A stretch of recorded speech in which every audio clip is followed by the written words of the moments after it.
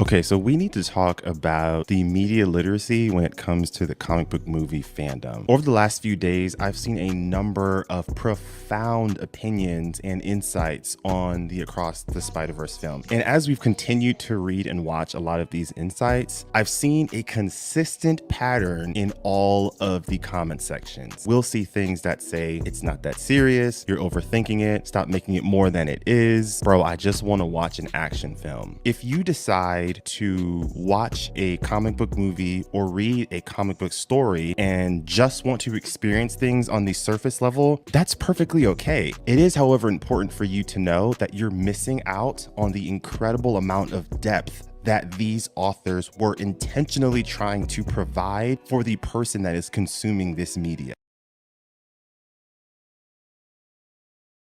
So I saw this absolute banger tweet from Seth Dillon where he says that using a trans person's pronouns means you're being abused, and it got me thinking. So as funny as it would be to laugh at the fact that the people who wrote this or brilliant satire like this really believe that they/them pronouns constitutes abuse, we know he doesn't believe this. Let's not even pretend otherwise. No, I think it's worth noting that they're now commonly saying things that no normal person could ever be convinced to believe, because it suggests to me that they're not really trying to win over normal people anymore. They're not polling very well on any of this, so now it's just a race to get what followers they do have to be as ridiculous as possible and reduce their chances of turning back. That's why they're now running defense for a town in Tennessee that tried to ban being publicly gay. It's something I just don't think they would have done in 2016, at least not to this extent. And before you say, oh, it just banned indecency, the ordinance they cited explicitly included homosexuality in the definition, so either disavow or own that that's what you believe.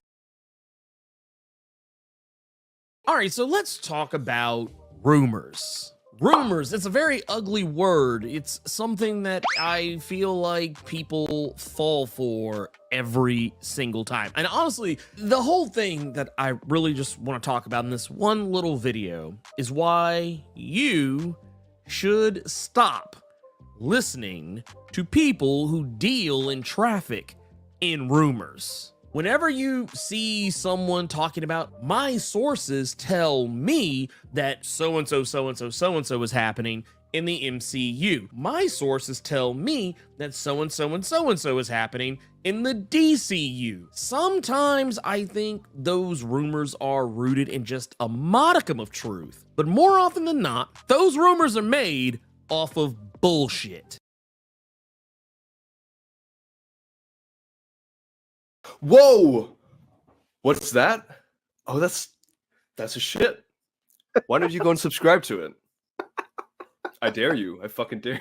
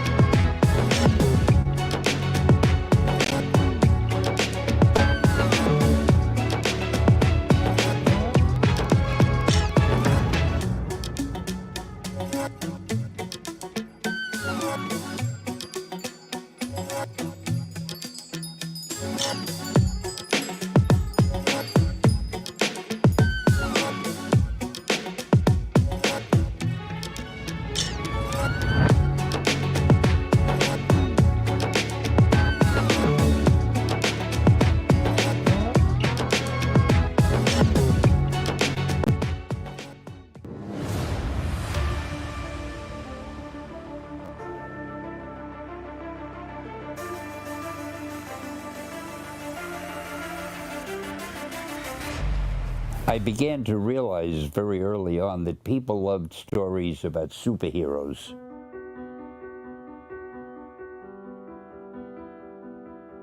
I remember it was Fantastic Four #4.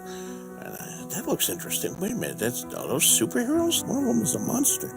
This was groundbreaking stuff. From toy shelves to the box office, the stories of superheroes are synonymous with triumph. But that's not to say they haven't been without their tribulations. Unless the individual communities find out where they are and get rid of them, these books will be around for years. This is a story about stories. More specifically, the ones that inspire us to be and do better. That was the night I heard George talking about this projected film of his called The Star Wars. Products with Teenage Mutant Ninja Turtles in their titles have brought in $150 million. The idea for the Turtles, I started as a joke. Put it on Pete's desk and said, you know, this is going to be the next big thing, you know, ha ha ha. These stories have helped us connect to each other in a different way that we never could before. We're talking about a fictional world, but we wanted to reflect on the real world. It moved my heart, and it tilted my politics. The idea that I might think that comics can be used for social reform begs the question, why would anybody think otherwise? They said, no, I'm sorry, you can't do it. We prohibit that. So I figured the hell with it, and I published the book anyway. We went on a journey to learn why we look up to superheroes. When discovering where they came from and where they can take us, we found why the rise of these caped crusaders might be the greatest thing that's ever happened to us. The story of how to get along with other people, how to find enough courage to face life's challenges. It's all in there. We don't turn to story to escape reality. We turn to story to navigate reality. This is how the myth of you comes to be.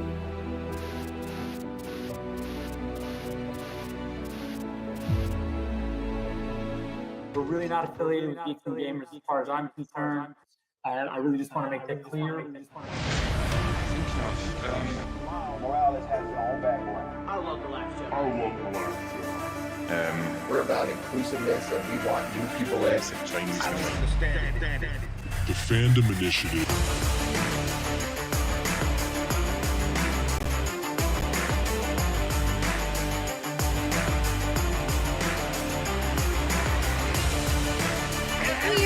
Weird. Conceivable opportunity so you can think current day.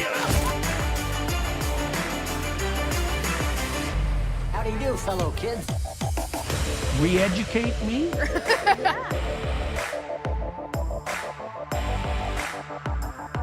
They're more than welcome to try.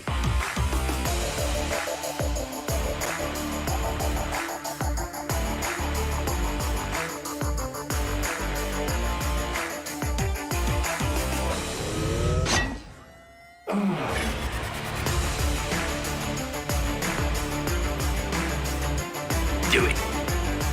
So calm.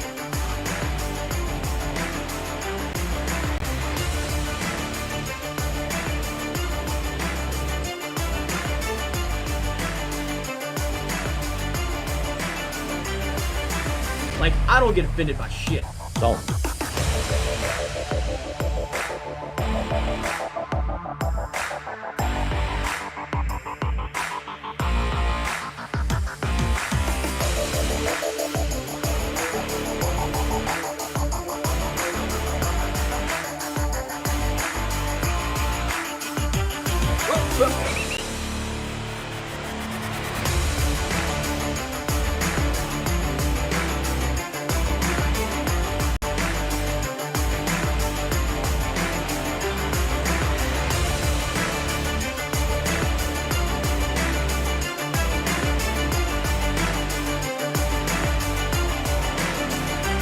Let's get nuts. Got it. Fuckers. Get it. Got it. Good. I get it.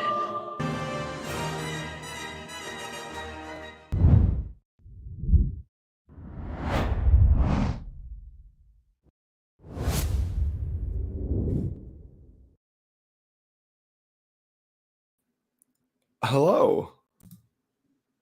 Wait, what? No, what? Sorry, I forget. He has stage fright. Hi, hey. Oh, this is off to a great start. My fucking frog in my throat, just like hello.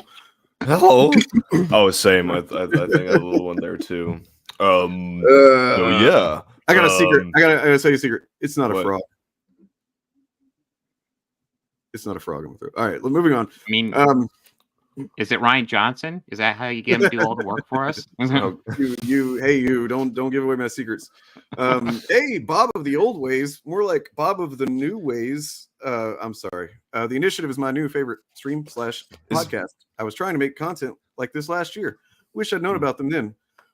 We barely existed this time last year. Yeah.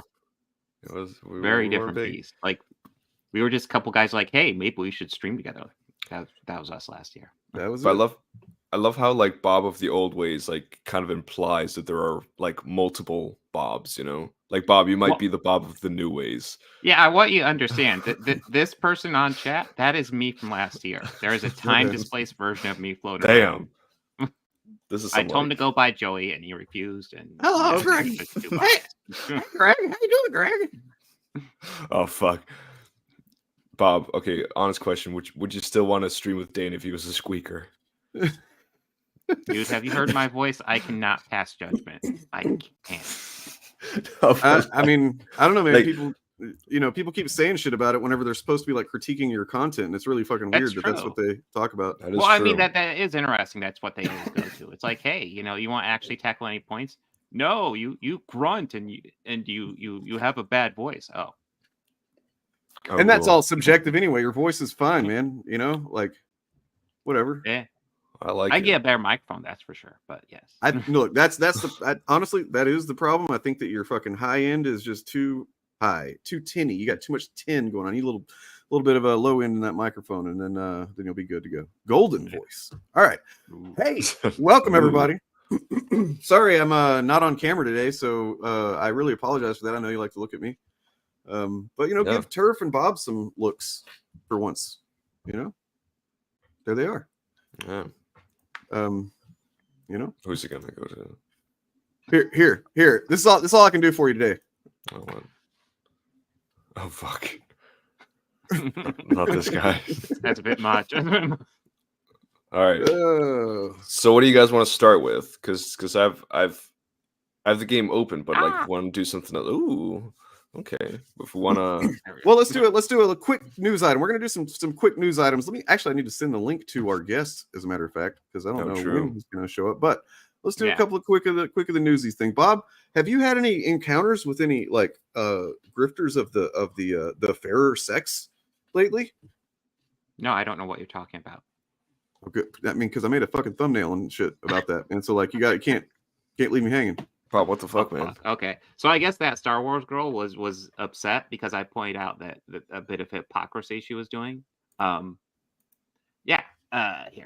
I'm the dig of my preferred tweet because my first tweet didn't throw me, but my preferred tweet. I got a video clip in there that's a context whenever you need it. So. Oh, nice! I didn't even know we had a video. Give me one moment. Let me dig this up. What's the video from? It's Ms. Roby. Shrimp on the Roby. Mm-hmm. I don't know. So that Star Wars girl did a let me see. She posted a photo of her with Margot Robbie talking about how happy she was to meet Barbie. I believe that was her exact quote.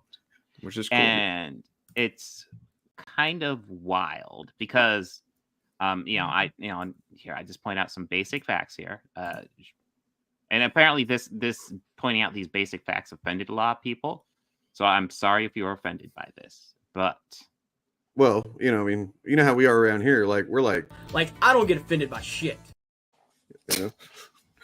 So so the first tweet here is that Star Wars girl essentially saying, apparently I'm not allowed to take a photo of someone unless I like everything they've ever done. Sorry, Mom, Dad, Santa, and everyone else in the world. Weirdos on Twitter said I'm not allowed to take pics with you or else they'll scream. Yeah. Weird. That seems kind of extreme. Yeah, that seems kind of like she's going out of her way to like misrepresent and apply things to what you said that you didn't actually say, but she wouldn't do that, would she? Yeah. Yeah, no, well, I put my point up here. So, here, we can go over here because this is all she posted. And listen, by itself, this picture, I kind of don't care. But then she's like, I met Barbie. She didn't say I met Harley Quinn, although I imagine I could find some shitty videos of her talking about Birds of Prey. But, she could have actually mentioned Margot Robbie roles she enjoyed. But instead, she said, I met Barbie. And that just brings up shit like this. A movie made by morons. And now Well, a lot of people. Okay, but you're hold on, Bob. Margot Robbie didn't make Barbie. Okay.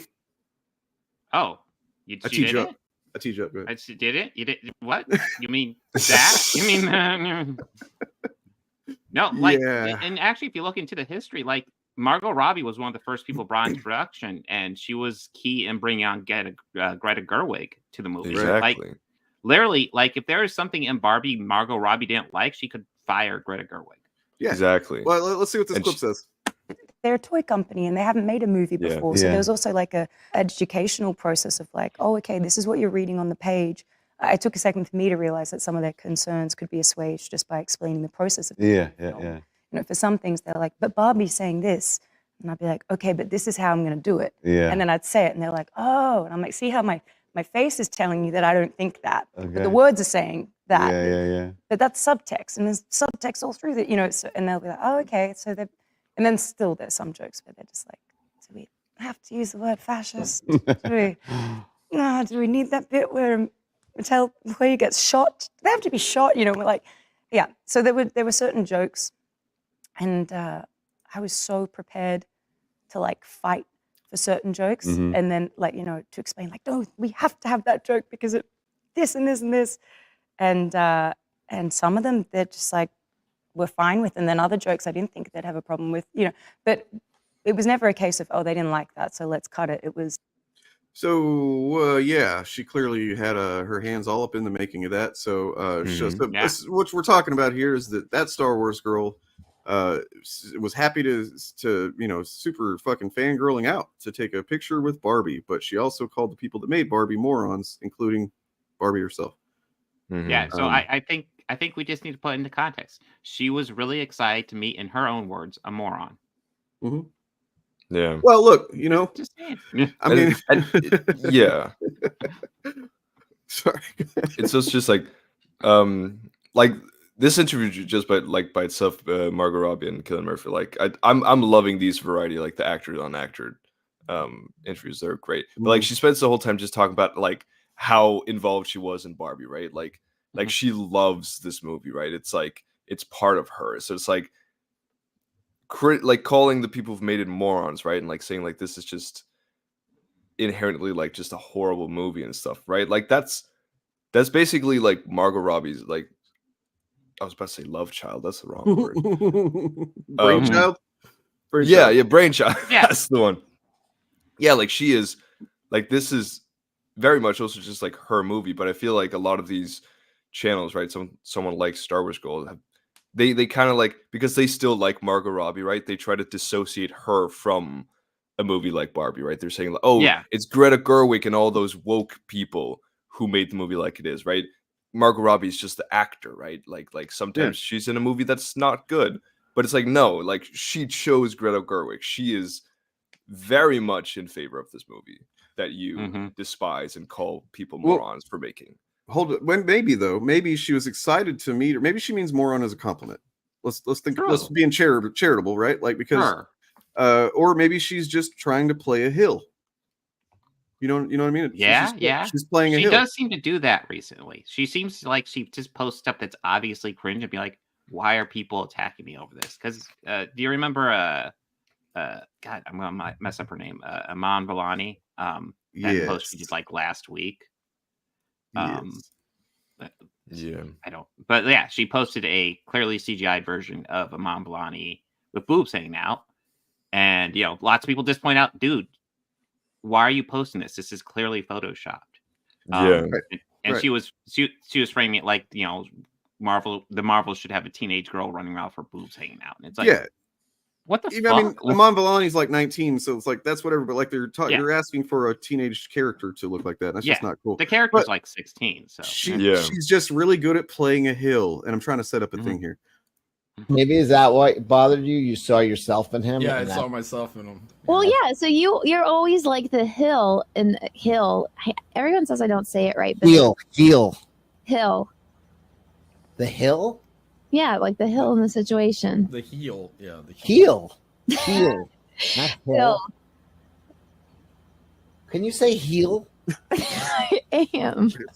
Wait, what's on the bottom of your shoe? A high what? A high heel. A high hill? I'm sorry.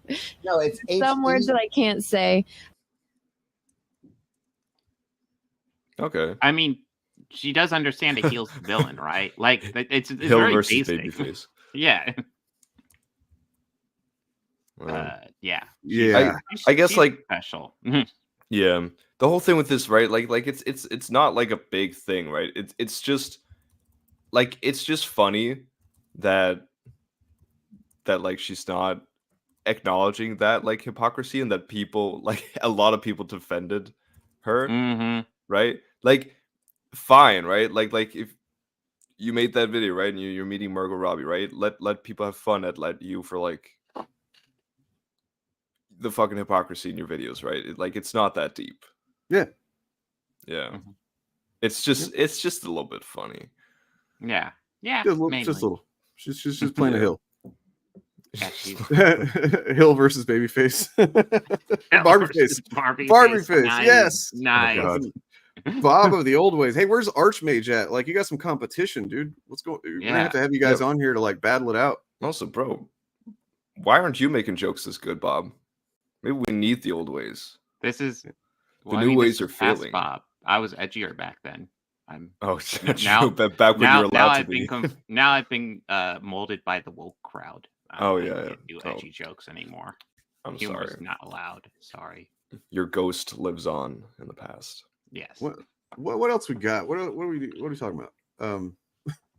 Do we want to talk about Godzilla for a few minutes before we get trivia? In just a moment, I got to finish getting set up for that. So if we got something else we want to do before then, was there another thing? Yeah, there's a couple things actually. So there's this, which is it's just a kind of a peeve of mine. We can go over this real quick, but like this guy is kind of getting some traction on Twitter and whatnot. New writers don't have the love of comics like these older writers had, and all they care about is, how can I put myself in the book? No, we don't care what you would do if you were Iron Man. We don't care who you are. You're writing Tony Stark. You're not writing yourself in a book. If that's the case, write your own comic with you in it. No one will read it because nobody cares. People grew up, are growing up loving Peter Parker, loving Miles Morales, loving all these Captain America. We don't need you to put your input in it. Just write Steve Rogers. Don't write Steve Rogers. What would Steve Rogers be if I was Steve Rogers? That's not how it works. But that's again how most of these new people write nowadays. Okay, so just to dispel any fucking bullshit that this guy's spewing, I don't know what he's talking about. Like, it doesn't seem like he's actually reading any comic books, and if he is, maybe he's, I don't know. I'm not sure, man, but like, some writers are better than others, sure, but like, I don't know that I've ever just been reading a comic and been like, oh, this is clearly the writer trying to put themselves into Captain America. Like, generally, they hire writers that are able to voice that character to some degree. You know what I mean? And got another video here from one Mr. Tim Seeley that I just found a little while ago that counters the shit out of that. So the problem I have with that is not that the guy has an opinion. Okay, it's like we get accused of that all the time. I have no problem with somebody having a negative opinion about shit that I like or whatever. But like, he's making these broad claims about like almost like all the comic books are being written this way or whatever, which is 100% not true. I can tell you, I read comics every week, and it's not happening like that. But the thing is that because I looked into this guy a little bit. He's got a fucking comic shop in Massachusetts. You can tell by the accent. And I was like worried that he was trying to do a grift. I was like, is this guy trying to, no, it doesn't seem like he is. But the kind of claims that he's making are definitely being used by the types of people that grift. You know what I mean? And I just wish people that were in like some perceived position of authority in the comics or whatever, like, because he's a comic shop owner for 30 years or whatever. I wish they would be more responsible, mindful with their fucking language, and not just make broad, sweeping claims like that. That's all.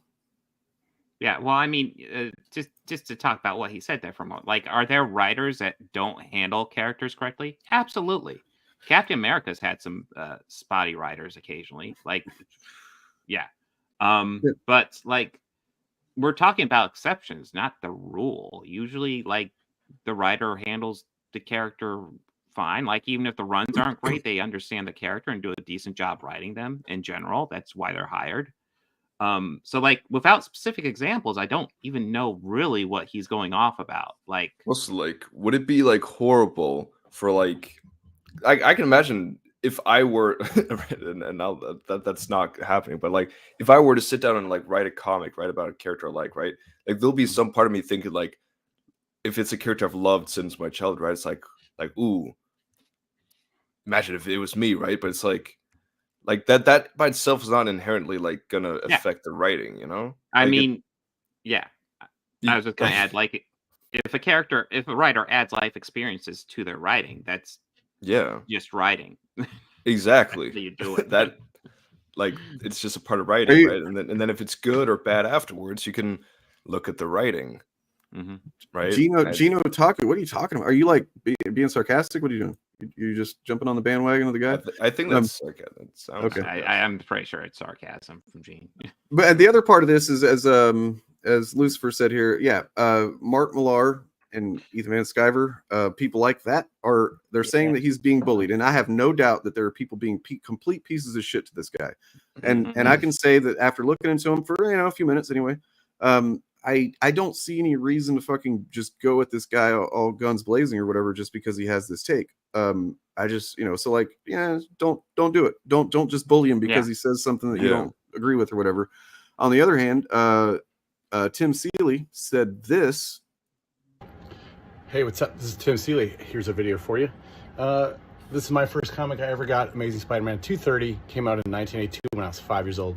I loved it. I read Spider-Man for the next 13 years. But then in 1994, the Clone Saga came out, and I hated it. So I stopped reading Spider-Man. But you know who didn't stop reading Spider-Man? A whole bunch of new readers. People that are younger than me love that book. This happens to me all the time. I talk to people, they're like, I got it on this Clone Saga. I don't get it, but that's okay. Because I had other books. I had Savage Dragon. I had The Crow. I didn't stop going to the comic store. I just stopped reading stuff I didn't like. And to this day, that's what I do. Do I still love Spider-Man? Yeah, of course. I've got all kinds of damn action figures on the wall. I still love superheroes. I just don't read what doesn't appeal to me, and I let other people read it, because that's who it's for. So there's tons of great comics. I hope you check them out. There's a whole world of comics that your comic book retailer can order for you, and that you will enjoy, I promise. So another way, perfect response. And then that's the other angle of this is that guy the whole point of that guy saying that was to basically cast guilt on the publishers because he's not getting a lot of people in his shop.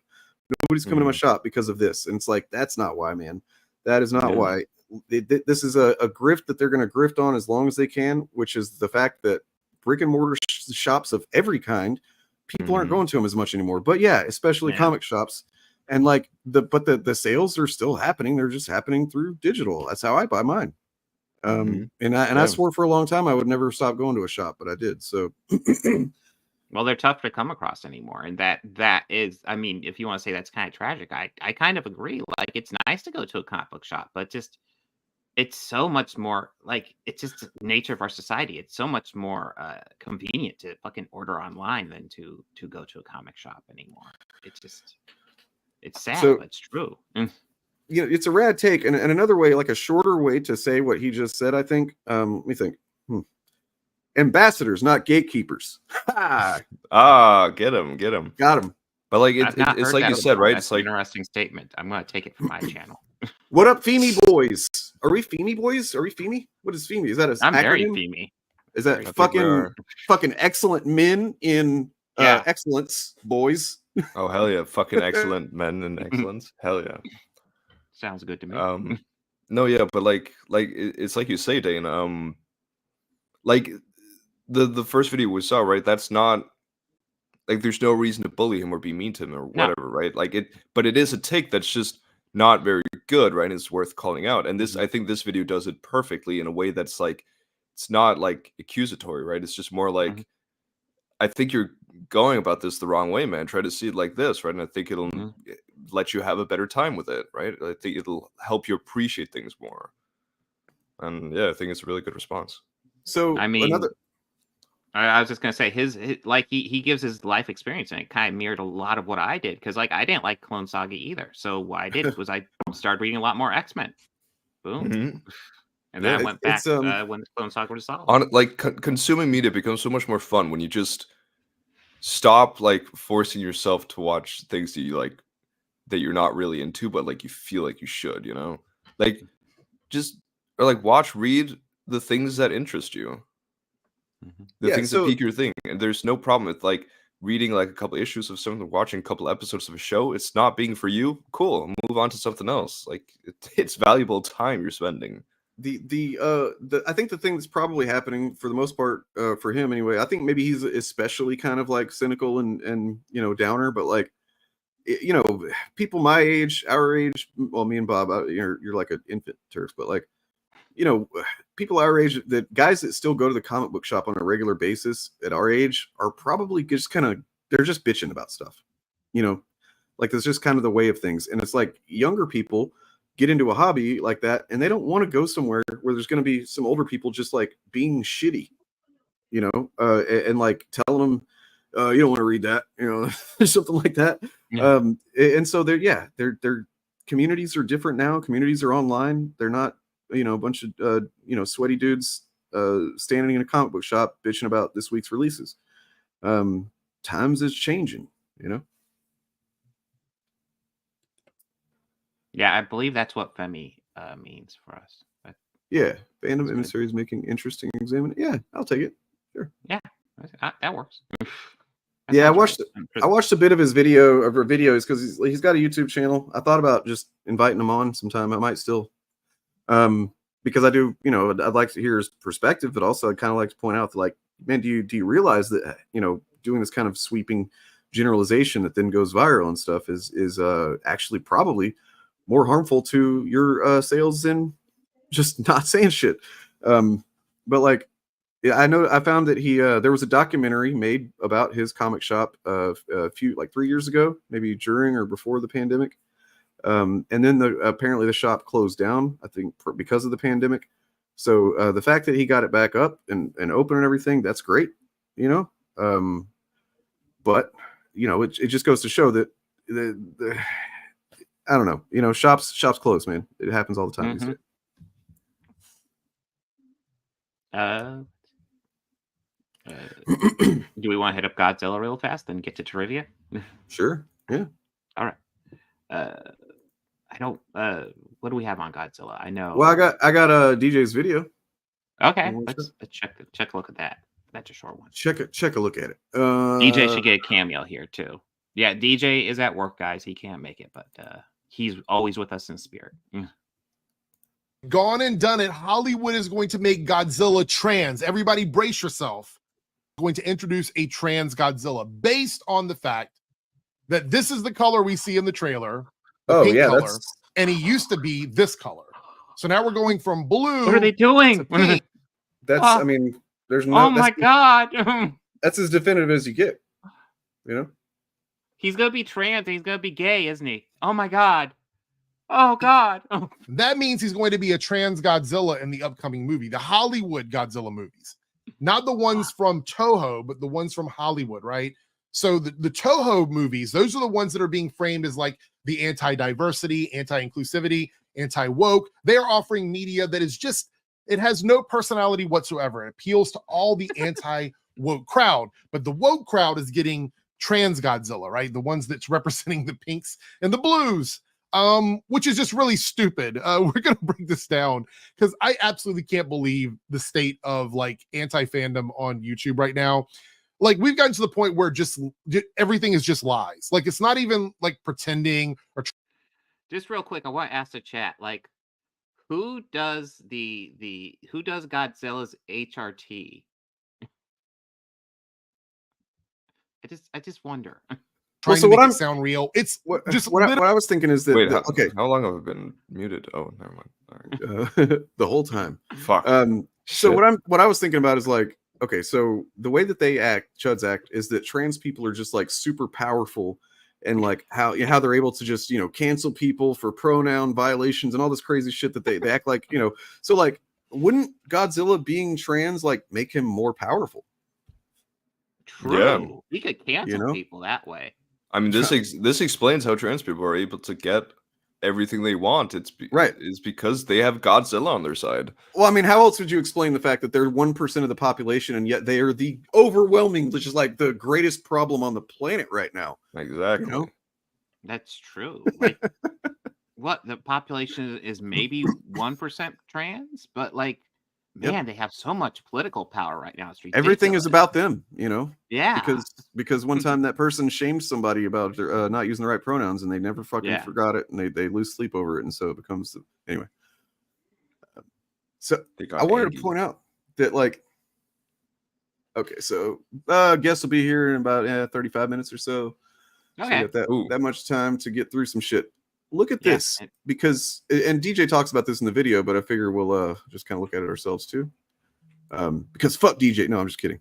I wish he was here. Wish you were here. Just two lost souls living in a fishbowl. So a couple of years ago, apparently, Godzilla's creators, the actual creators of Godzilla,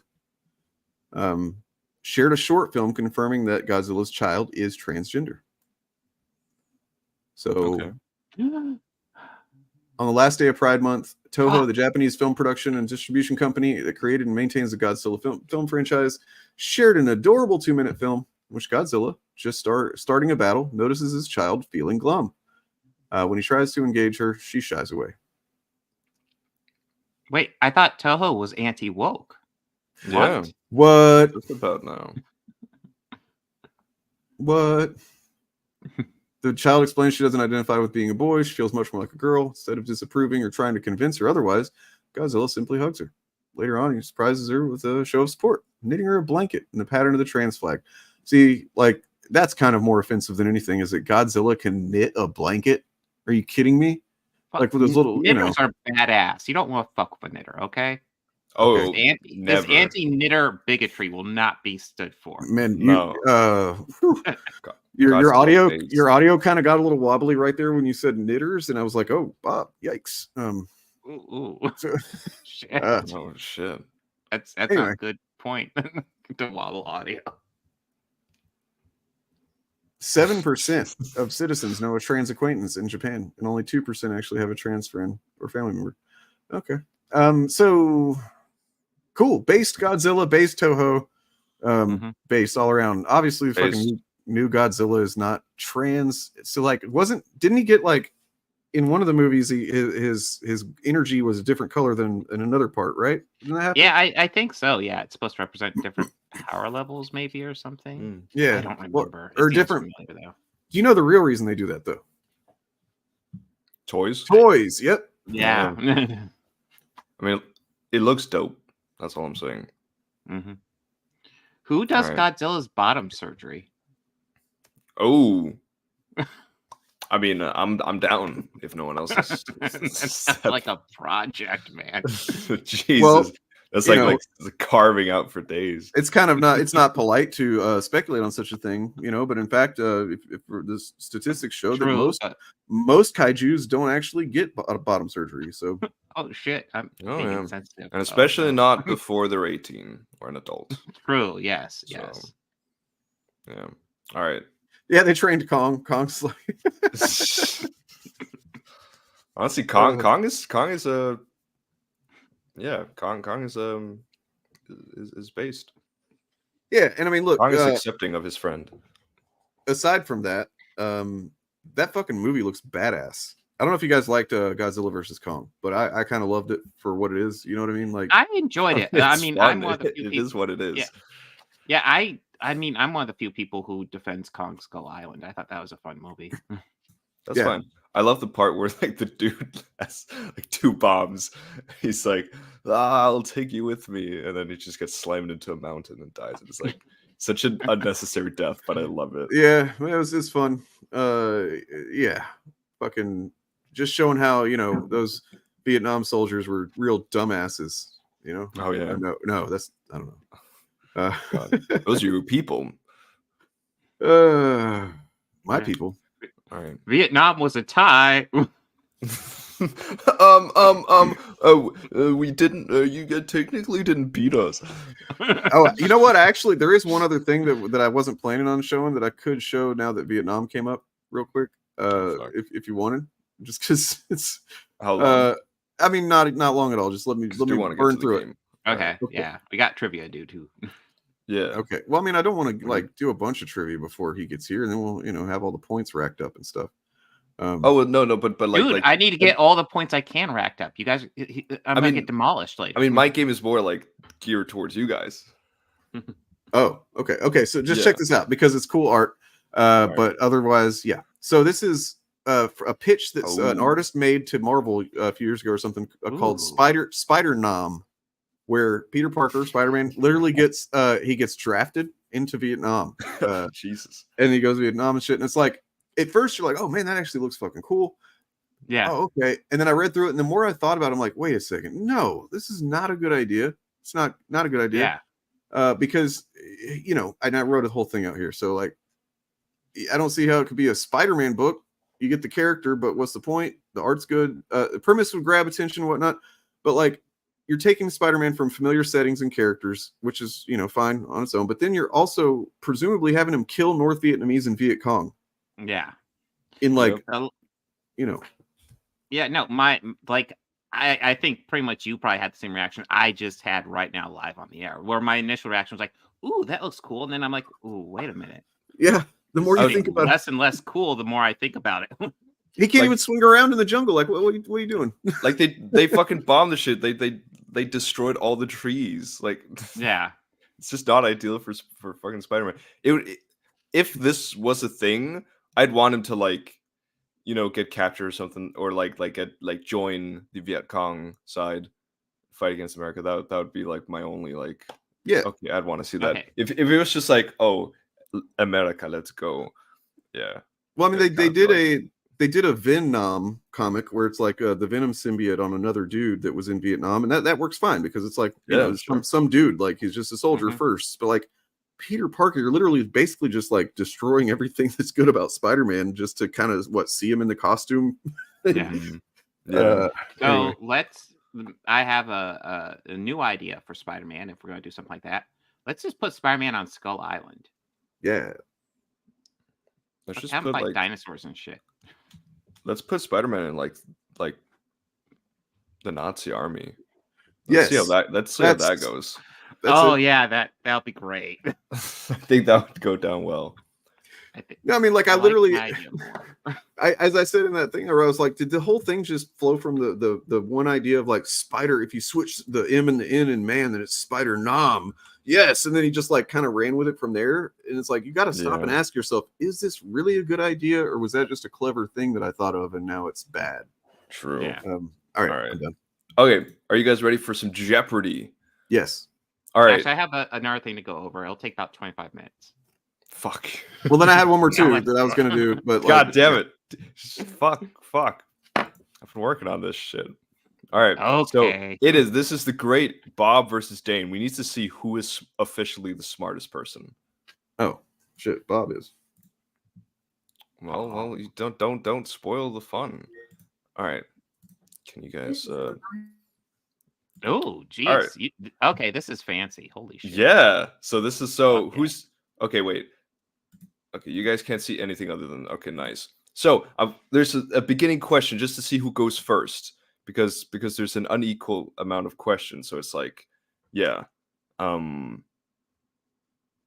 we need to see who like goes first because they have the chance to answer more questions or one more question. So the question is, and it's just so the person who's closest, how much money? And also, don't look at chat or anything, right? Chat can have fun being part of it. All right, I'm gonna switch it over. I'm going to go go over to the private chat here.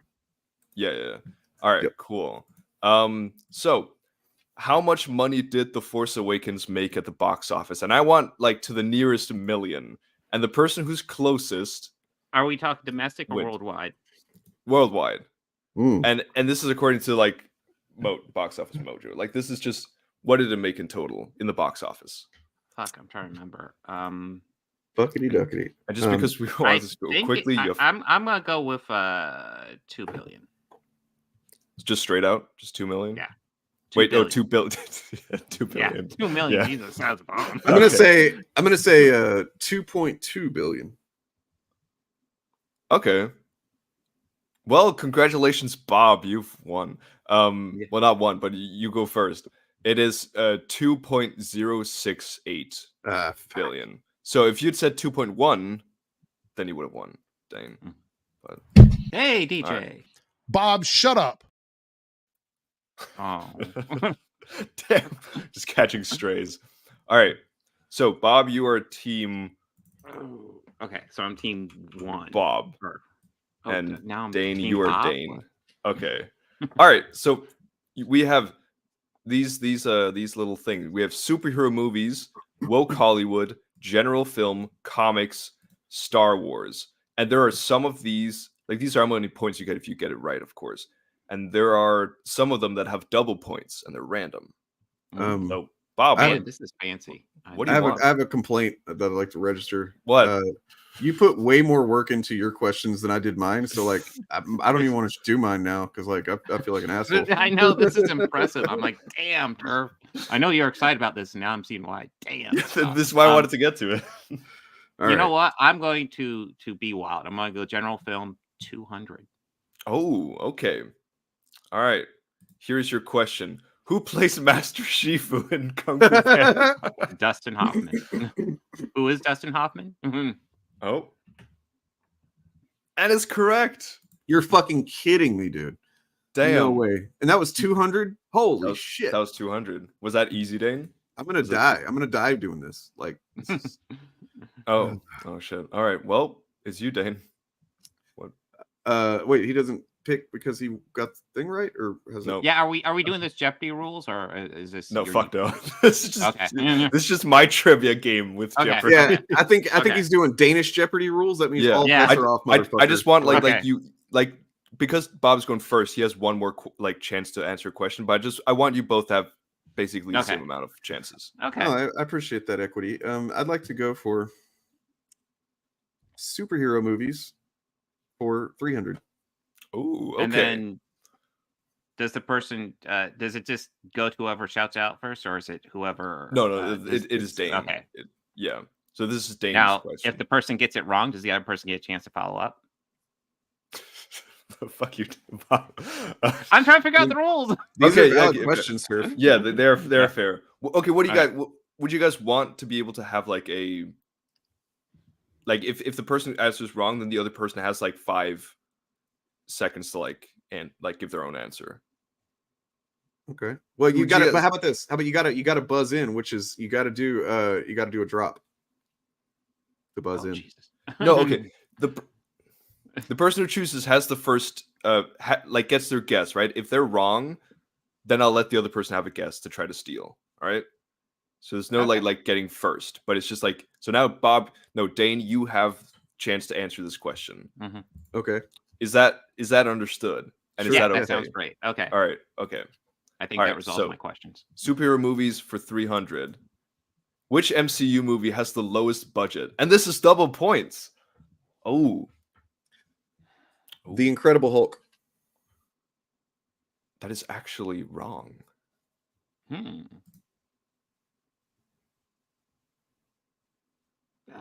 Okay, I guess that's to me now. Jeez, I'm brainfarting. Fuck. I'll go Thor. I mean, I feel like it would have to be Iron Man. I'm sorry, that's not my. Well, I know Iron Man actually had budget issues where they were overspending where they didn't need to. Yeah, but they didn't have a budget really compared to what later on, right? Mm-hmm. Anyway, so let's see. I would have said that, but that's not a movie. Are you including things that aren't actually films? Oh no! These are movies. All right. Okay. And remember, don't look at the. Okay. I'm sorry. No, I don't have chat up. So. All right. Ant-Man with 130 million. The other two actually were. I can see that. Yeah. Yeah. Wow. All right. Okay. So none of you got points there, and that was a double round. So, all right, Bob, your pick. I'm gonna stick with general film. I'm gonna go 300. Okay. All right. Which R-rated movie has the highest box office profit? So what's the highest grossing R-rated movie of all time? I'm pretty sure it's still Deadpool. That is wrong. No? Oh. What? Okay, Dave. Profits, huh? What is the highest grossing R-rated movie of all time? The highest grossing R-rated movie I thought was Deadpool. So that if it's not that, then hold on, give me a second. It's gonna be Deadpool 2. No, it is Joker. Oh Fuck! God, yes. Fuck. Oh God yes. damn it! Yes. And Oppenheimer is now in a second place. Shit. All right, damn. No, I knew Bob's, that. Bob is still ahead with 200. All right, Dane, your pick now. All right. All right, Turf. We're going comics for 200. Okay. Who was the first costumed superhero? Okay, well, so this is going to be a little bit tricky because I don't know. There are different different criteria which you might have included or might not have included. So the first officially generally believed to be the first character that's like a superhero because he wears like a domino mask, you know, like tights, and then he's also got like kind of supernatural kind of powers. Is the Phantom? Mm-hmm. But you might be talking about in an actual comic book, in which case it would be Superman. Okay, listen. The comic questions are going to be fun. I wanted this row because I know you guys are both comic fans, but also you guys know way more about comics than I do. So you know what? I'm going to give it to you because they're both technically correct. And I had Phantom as yes. So correct, Dane. Woo! All right. Dane gets 200 points. All right. Like, it's what, like the thing where you like, right? You do that. Listen, I'm a good host, okay? All right. Bob, your pick. All right. Let's go general film 400. Oh, it's just so you guys know, woke Hollywood is basically just like imagine trivia that a person who is anti-woke should know. You know, it's like the bread and butter. And since we're anti-woke, it's so, like, does it mean that the answers might not actually be factual? Well, if so, I love it. Yeah, that'd be kind of genius, really. No, most of them have like an actual answer to it, but we'll see. It's a bit of a wild card, that one. Okay. All right. What did you say? General film 400. Yep. All right. What was the original name for Buzz Lightyear? Ooh. I have no idea. Bitch McFlighty. Dick Strong Rocket. There you go. All right, Butch Man Bun. Are those your two answers? I mean that's right. my answer. I don't know if Dane wants to finalize his. I have no idea. I have no fucking clue either. Okay, it's Lunar Larry. Gee, I wonder why they changed it. Yeah, it's not great. It's not great. All right, Dane, your turn. Okay, we're gonna do. Let's do fucking superhero movies for 200. Okay. Who directed the movie Swamp Thing from 1982? Go fuck yourself, man. What are you doing? That 200. Like, did you even actually like rank these for like difficulty level? Because like, who knows that? Yeah, I did. I thought I was like, oh, 1982. That's like prime, like you guys' youth, right? See, I'm wanting to say that it was probably like somebody that I would know the name, because why would you ask? But also, if it's not somebody that I would know the name, or that anybody would know the name, It's then definitely a director you know. Oh, 82. Like it's a pretty like significant director. Wow. I feel okay. It's coming to me. I feel it. It's coming. But I don't know it. I don't actually know it. Sorry. All right, Bob, do you know it? Wes Craven. He looked at chat. Did he? I don't get up. Bob, did you? I'm gonna do the thing that you did to Eric July. Whenever we're done with this, I'm gonna fucking line it up, and you're gonna see your eyes going right over there. Oh my god! All right, Bob is now up 400 to 200, and it's Bob's go again. Can I say something real quick? What? I actually had looked at chat and seen Wes Craven, and I knew that that's what it was once I saw it, and I still didn't answer that because I didn't. Dude, don't have chat up. No. But why are you looking at chat? Because I didn't mean to. I'm sorry. Okay, fair. I have like you know what? I respect notifications the right now for integrity. chat, and I'm not looking at it. I'm also kind of doing moderator duties over here. You know what I'm saying? Oh fuck it! Okay, do that in between rounds, No. right? Yeah. Okay, but Well, like, no, can I was I gonna get say some credit don't. for not fucking abusing my power there? Yeah, I appreciate the integrity, right? But like, damn. Praise me for doing the right thing, you know? Fair. All right, Bob, your turn. You know what? Let's have fun. Let's do woke Hollywood for 300. Woke Hollywood for 300. Okay, let's see what this. So there are answers to these. It's not like a subjective thing. Okay. So I'm not going for the chud answer. But by my next time I do trivia, I'll do like it's just subjective trivia. It's like based on if I like the answers or not. All right. Woke Hollywood. How many females were in the iconic feminist scene in Endgame? Oh fuck. The feminist scene. Yeah, the iconic. They go over there and they just step on Peter Parker's dick a bunch of times. It's crazy. Oh yeah. I don't feel. It'll take a while to count them all up. I'm gonna go with 12. 12. That is wrong, but close.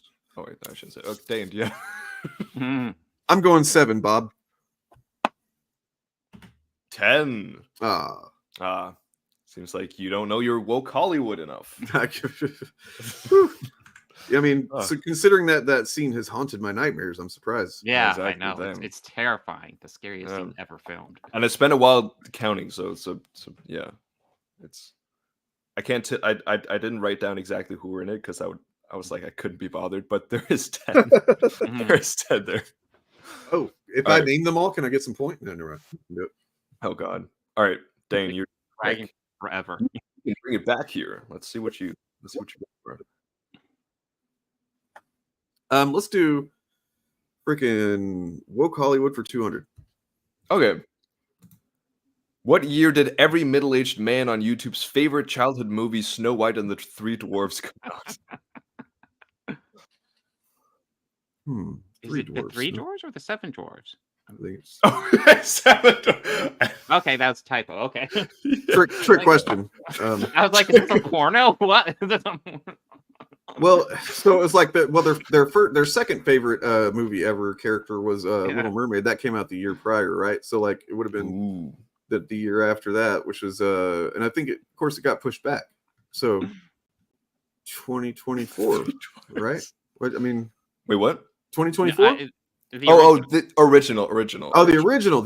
Yeah. 1937. Oh damn! Oh damn! That's what's up. He got that, and it's tied. Damn. Ooh. Okay, Dane. Why has no one touched Star Wars yet? Yeah, it's about okay. So yeah, I'm gonna give some love to Star Wars. I'm gonna go Star Wars 300. Star Wars 300. Let's see what's here.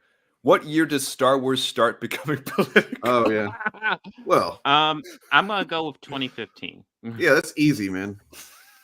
All right, nice. We made it political. This was a 300-bit just because there might have been like a that's like I mean, they did put political person in the advertising. Wait a second. Exactly. Hold on. So that's in the Star Wars category? Yeah, it should. I had it in woke Hollywood, but I was like, but I had too many for woke Hollywood. So that's not the right answer then. What? That's not the right because it's not in woke Hollywood, so it's not the right answer. It should be 1977. No. Didn't you see they had a political person in exactly? What do you mean? The originals are and like as we all know, apolitical Lando gems. Calrissian is not political. I don't know. I take severe issue with this, man. I'm I I'm just kidding. I really don't care. I get what you're saying, but yeah. Is there anything I can? Okay, no. I say give him half the points. No, I'm just kidding. Just give him his points. I'll give you 100 for that. All right. Yeah, that sounds good. All right. We happy with that? I didn't really want to take any of his points away. It's fine. No. But I think this is fair because it is a little bit of a bullshit question. Yeah. All right, Dane, your turn. Fucking comics for 300, Bob. Okay. Which comic series has more sales, Captain America or Naruto? Are we talking about dollars or like issues sold? Oh, like issues or copies or like Naruto. Naruto. Damn. He got that. And now Dane is in the lead. This game's rigged. This game. You also want points about? Okay. All right. You know, let's go for a big one. Let's go general film for 500. Ooh, getting desperate. And it's a double pointer. What is the highest grossing movie of all time adjusted for inflation? Gone with the Wind. Oh shit. He got it. I would have gotten that as well. So, yeah, good job. Okay. All right. Bob is a little bit ahead. A little bit. All right, we're playing for fucking big bucks now. We're gonna do comics for 500, Bob. Okay. What is Batman's most commonly used IQ? Motherfucker. I just searched up. And there's multiple, but there's one that's cited a bit more often. Is it it's like 218 or some shit? Like something ridiculous. What? I don't know. Lower. I'm gonna give you just one more chance to go. Just all right. 192. You got it. Fuck yeah. That was fully ethical. Just be like, oh, just have another chance. All right. I just felt like it. Yeah. All right. Bob is still in the lead by 400 points, and it's Bob's turn. It is to me. Let's clear it out. General film 100. Okay. A little easy one. How many Oscars did the Lord of the Rings movies win in total? All three of them. Well, I think they're mostly Return of the King. God, how many did it win? I'm going to go with I'll go with 7. 17. Return of the King by itself won 11. Holy shit. All right. Maybe all that those wasn't technicals, yeah. Maybe that wasn't the easiest of the general film questions. Yeah. All right, Bob. No, fuck. Dane, it's your turn. What's up, Bob? Sorry, you're the host, so I'm just calling you Bob because that's the host name, you know? Oh, thank you. Apparently, yeah. I am Bob. All right. Oh, sorry. Let me do superhero movies. 400, Bob. All right. You got it, Dane. How many takes did it take for Tobey Maguire to catch all the things with the tray in Spider-Man 1? God, I know it was a lot of them. I remember. I used to know. Yeah. I remember when I found out that they did that practical. It's like, fuck. Yeah. I was like, it was something like, I don't know, was it dozens? Ah, fuck. Or over 100? One surprised me. 115. Wait, what? 115? I just took a guess. That is wrong. Yeah. What do you say? What do you say, Bob? Bobbert. 102. Both wrong. It is 156. Fuck. Which is insane. Yeah, I wouldn't have guessed that in a minute. No, I knew it was a shit ton. Yeah, it was a lot. All right, Bobbert, your turn. You're there. Woke Hollywood 100. Okay. What is the non-woke and totally not girl boss protagonist of the Alien movies? Ellen Ripley. Correct. I love how not woke she is. Yeah, like totally non-woke. She's like anti-woke Hollywood, should I say. Cool. Yeah. Bob is ahead by 500 right now.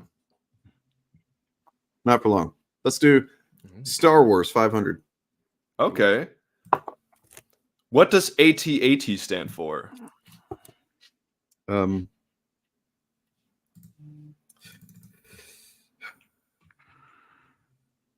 Fuck. All terrain.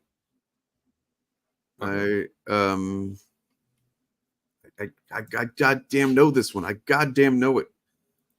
Fucking. So me and my brothers used to play like Star Wars Pictionary and stuff when I was a kid, and like I used to know like weapons and gear and stuff like this, quite a bit. Yeah. I can tell you one thing. You are correct with all terrain. Yeah. I mean, yeah, no. yeah. Oh, easy one. It's the all-terrain armor transport. Ooh, He got it. Mhm. Damn. Okay, and he's tied it up. Nice. All right. No, wait, not nice. Fuck you. Yeah. Fuck. All right. This is exciting. Pure cope. We're gonna go. Fuck. Woke Hollywood for 400. Dane read chat. I did not, dude. I literally did not know. Okay. I trust him. I trust. All right. I haven't even had my hand on my mouse for like quite a while now. All right, Bob. What are you saying? It was Woke Hollywood 400. Okay. How many videos does Jeremy have on his Geeks and Gamers channel? To the nearest 100, I'll give you. I think I can. Oh my god. This is ridiculous. This is a tough one. So I know. I'm sorry. This is for Bob, so not me. Yeah, my bad. I'll go for 2,700. 2,700. Nah. Yeah. That's wrong. So here's where my thoughts go. After editing the Drinker video not long ago, I know that he's got something like 200 and something, 40 something, and Drinker does not put out nearly as many videos and he's also not been doing it as long as Griggs. No. So it's got to be something like 550, right? It's like 600. Wait, what? 650? No, like let's say 550 videos. Holy shit! 4,300. Here, I thought I was overblowing it. Yeah, no. I was like when Dane was like saying like, oh no, I thought like Dane was gonna go higher. Mm-hmm. No, like there's been periods of just years where he's just posting multiple videos a day. I do know, like Ryan Cannell does like 5 videos a day. It's fucking insane. insane. like Geeks and Gamers had that same.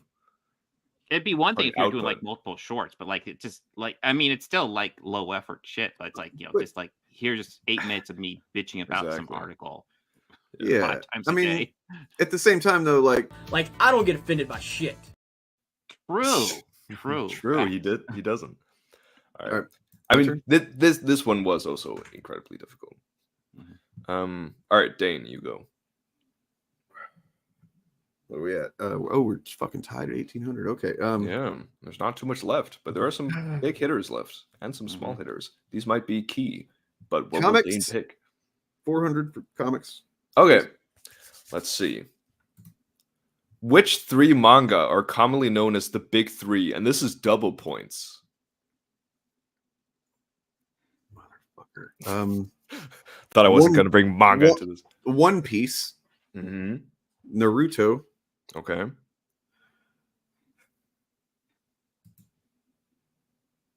Fucking, it's either going to be Full Metal Alchemist. Okay.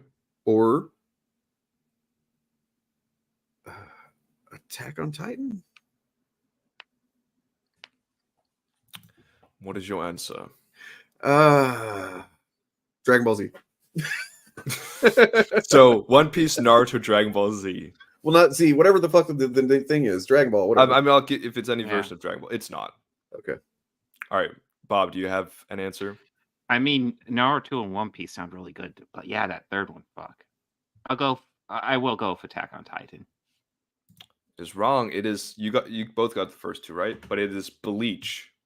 Dude, I actually read some of Bleach. I've actually never heard of Bleach, so basically, like I don't know if you know like the story behind the Big 3, but it's basically just like in like the beginning of like the like late 90s, like 2000s, they were just like the 3 dominating mangas. Mm-hmm. Like they just there was no competition between them. Not necessarily like the big. Well, they are like pretty much the biggest of all, but there's also other big ones, right? Like Demon Slayer is a lot very new, right? Dragon Ball and stuff, but it's like but they were like. If you had asked me the big 3 of heavy metal, I'd be able to fucking, you'd be like Metallica, Megadeth, and fucking Anthrax or Slayer, rather. Slayer. Yeah. If you want to throw the 4 Horsemen in there, then you get Anthrax, but nonetheless. Okay. I'll remember that for the next. I don't know if I'd fit in the comics category, but okay.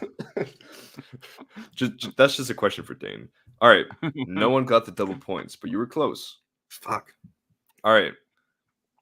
Dane. Wait, no, Bob. Bob, it's you. Bob. Yeah. This is getting stupid. Woke Hollywood for 500. Oh, a big one. All right. In Brie Larson's speech, where she obviously said she hated all white men, which movie was she talking about? Wrinkle in Time. I challenge that answer. What? He said Wrinkle in Time. It's actually A Wrinkle in Time. Oh man, that article. Oh. The movie is called A Wrinkle in Time. All right, you guys don't chat. What are we saying? What do we do about this conundrum? I'm gonna look over to chat now because I want to see what they say. All right, so I challenged his answer because he's just said Wrinkle in Time. Okay. I mean, because technically it is correct, right? But like, what do we do about that lack of A? Troy says it counts, so I'm gonna ban Troy now. Now I have to play it back. Nope. Points given. This is 500 points. A Wrinkle in Time. Felt because Bob is mumbling. Okay, so let's say, hold on. Let me chat before you answer anymore. Let me say this. What if the answer to the question was about The Room, the movie The Room, and Bob had said Room? Those are two different movies. That is true. True, but there is not a There famous is not movie called Wrinkle in Time. No, there's not. I like to start over. Yes.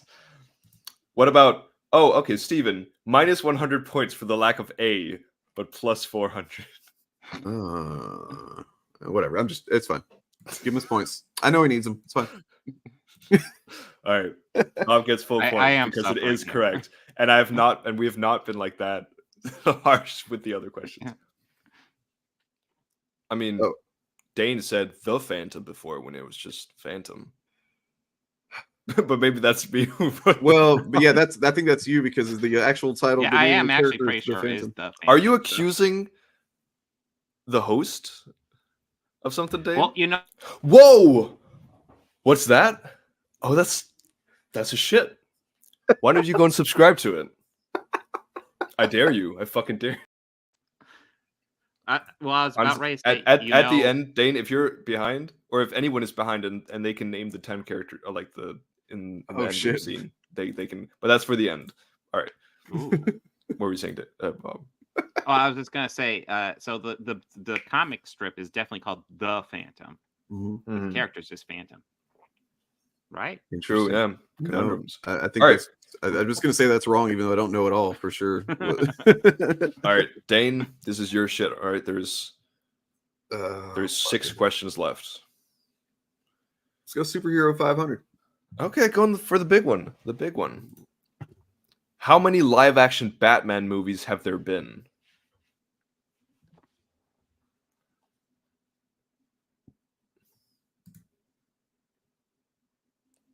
And 10. 10? Yes. All right. 13 or 14. What does that even mean? What is? Well, I didn't get a chance to answer, but also, I was sorry, trying to figure out if you meant like crossovers as well. Like, does Batman v Superman count? Oh yeah, fuck. Yeah. All of those. Yeah. Sorry, Bob. I didn't give you a chance. It's fine. I would have been wrong anyway. I was leaning towards 12. So. All right, where are we at? Because I went. Oh yes, true. I went 13, 14 because the Justice League and there's 2 versions, so it's like. Oh yeah. So I would have. Yeah. If well, but you said Batman movies, and it's like I'm thinking movies with Batman, so I would have gotten it wrong because I didn't say Batman versus Superman. I didn't think of that one, but yeah, it's like. Okay, never mind. Yeah, I'm sorry. I listen. The question should have been better. I'm gonna give you 200 points. Okay. All right, but Well, wait. Should I get we have our 200 guests for not getting a chance to answer? No, Bob. No, let's go on. You don't. Let's go on. Yeah. So wait. Okay. So how much do we have left in this? Okay. There's only 5. I mean, do we want to say hi? I'm sure we should. Yeah. Yeah. So yeah, we have a guest. Yeah. Ooh, what? Huh? He's here. I didn't hear him buzzing. Brad Faye, what's up, man?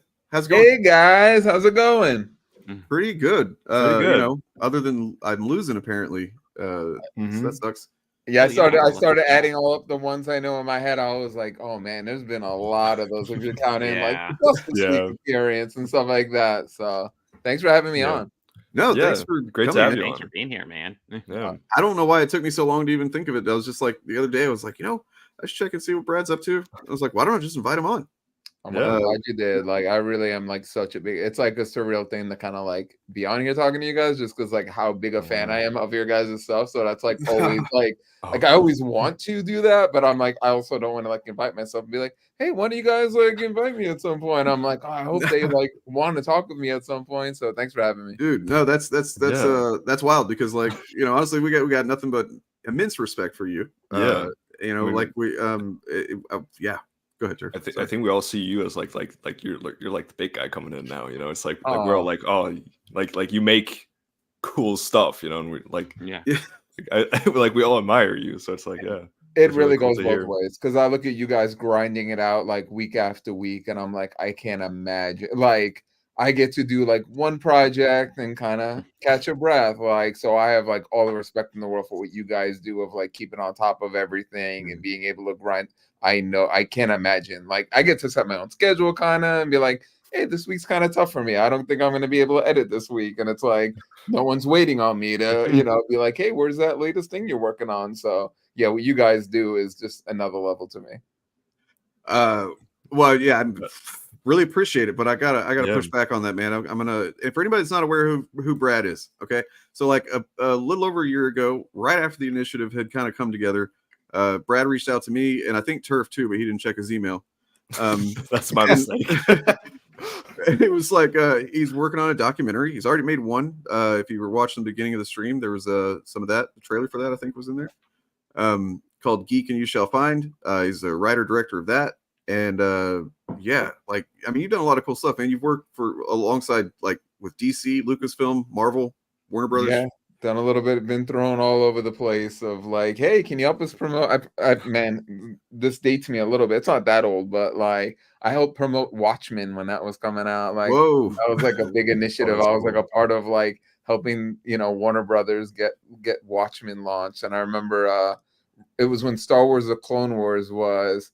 I didn't watch it when it was going on, so I don't remember what time frame this was. It was one of those I marathoned it like after it aired, but they had done like a movie. They aired like the first 2 episodes of the next season in a movie theater, so I got to work with them kind of promoting that a little bit. And I think that was the first time I ever watched Clone Wars. Actually, was watching it was like the first 2 episodes of whatever season it would have been. I think that introduced like Darth Maul's brother. I think it was like right when that storyline was kind of going on, and it was like I was in the movie theater, all these people like gasping at things, and I had no context to anything. I'm like, I didn't know Darth Maul was still around. Like, and that was my kind of intro to like Clone Wars and being like, okay, I think I got to watch this show at this point. Yeah, no shit, Craig. That was really good marketing. So who was responsible for choosing that Smashing Pumpkins song? Because that shit was awesome. Yeah. But Which like one? there was so they had 2. It was actually songs that were on the Batman and Robin soundtrack. There was 2 versions of the same song. One of them was called "The Beginning Is the End Is the Beginning," and the other one was "The End Is the Beginning Is the End." Oh, and the one that wasn't the single was the one on the Watchmen trailer. Yeah, the slower one, like the really creepy kind of, you know. Yeah, that's right. I do remember the opening scene was what like Night Owl was like ship coming out of. Yeah, I'm just now remembering. That's right. That's how that trailer was sick, man.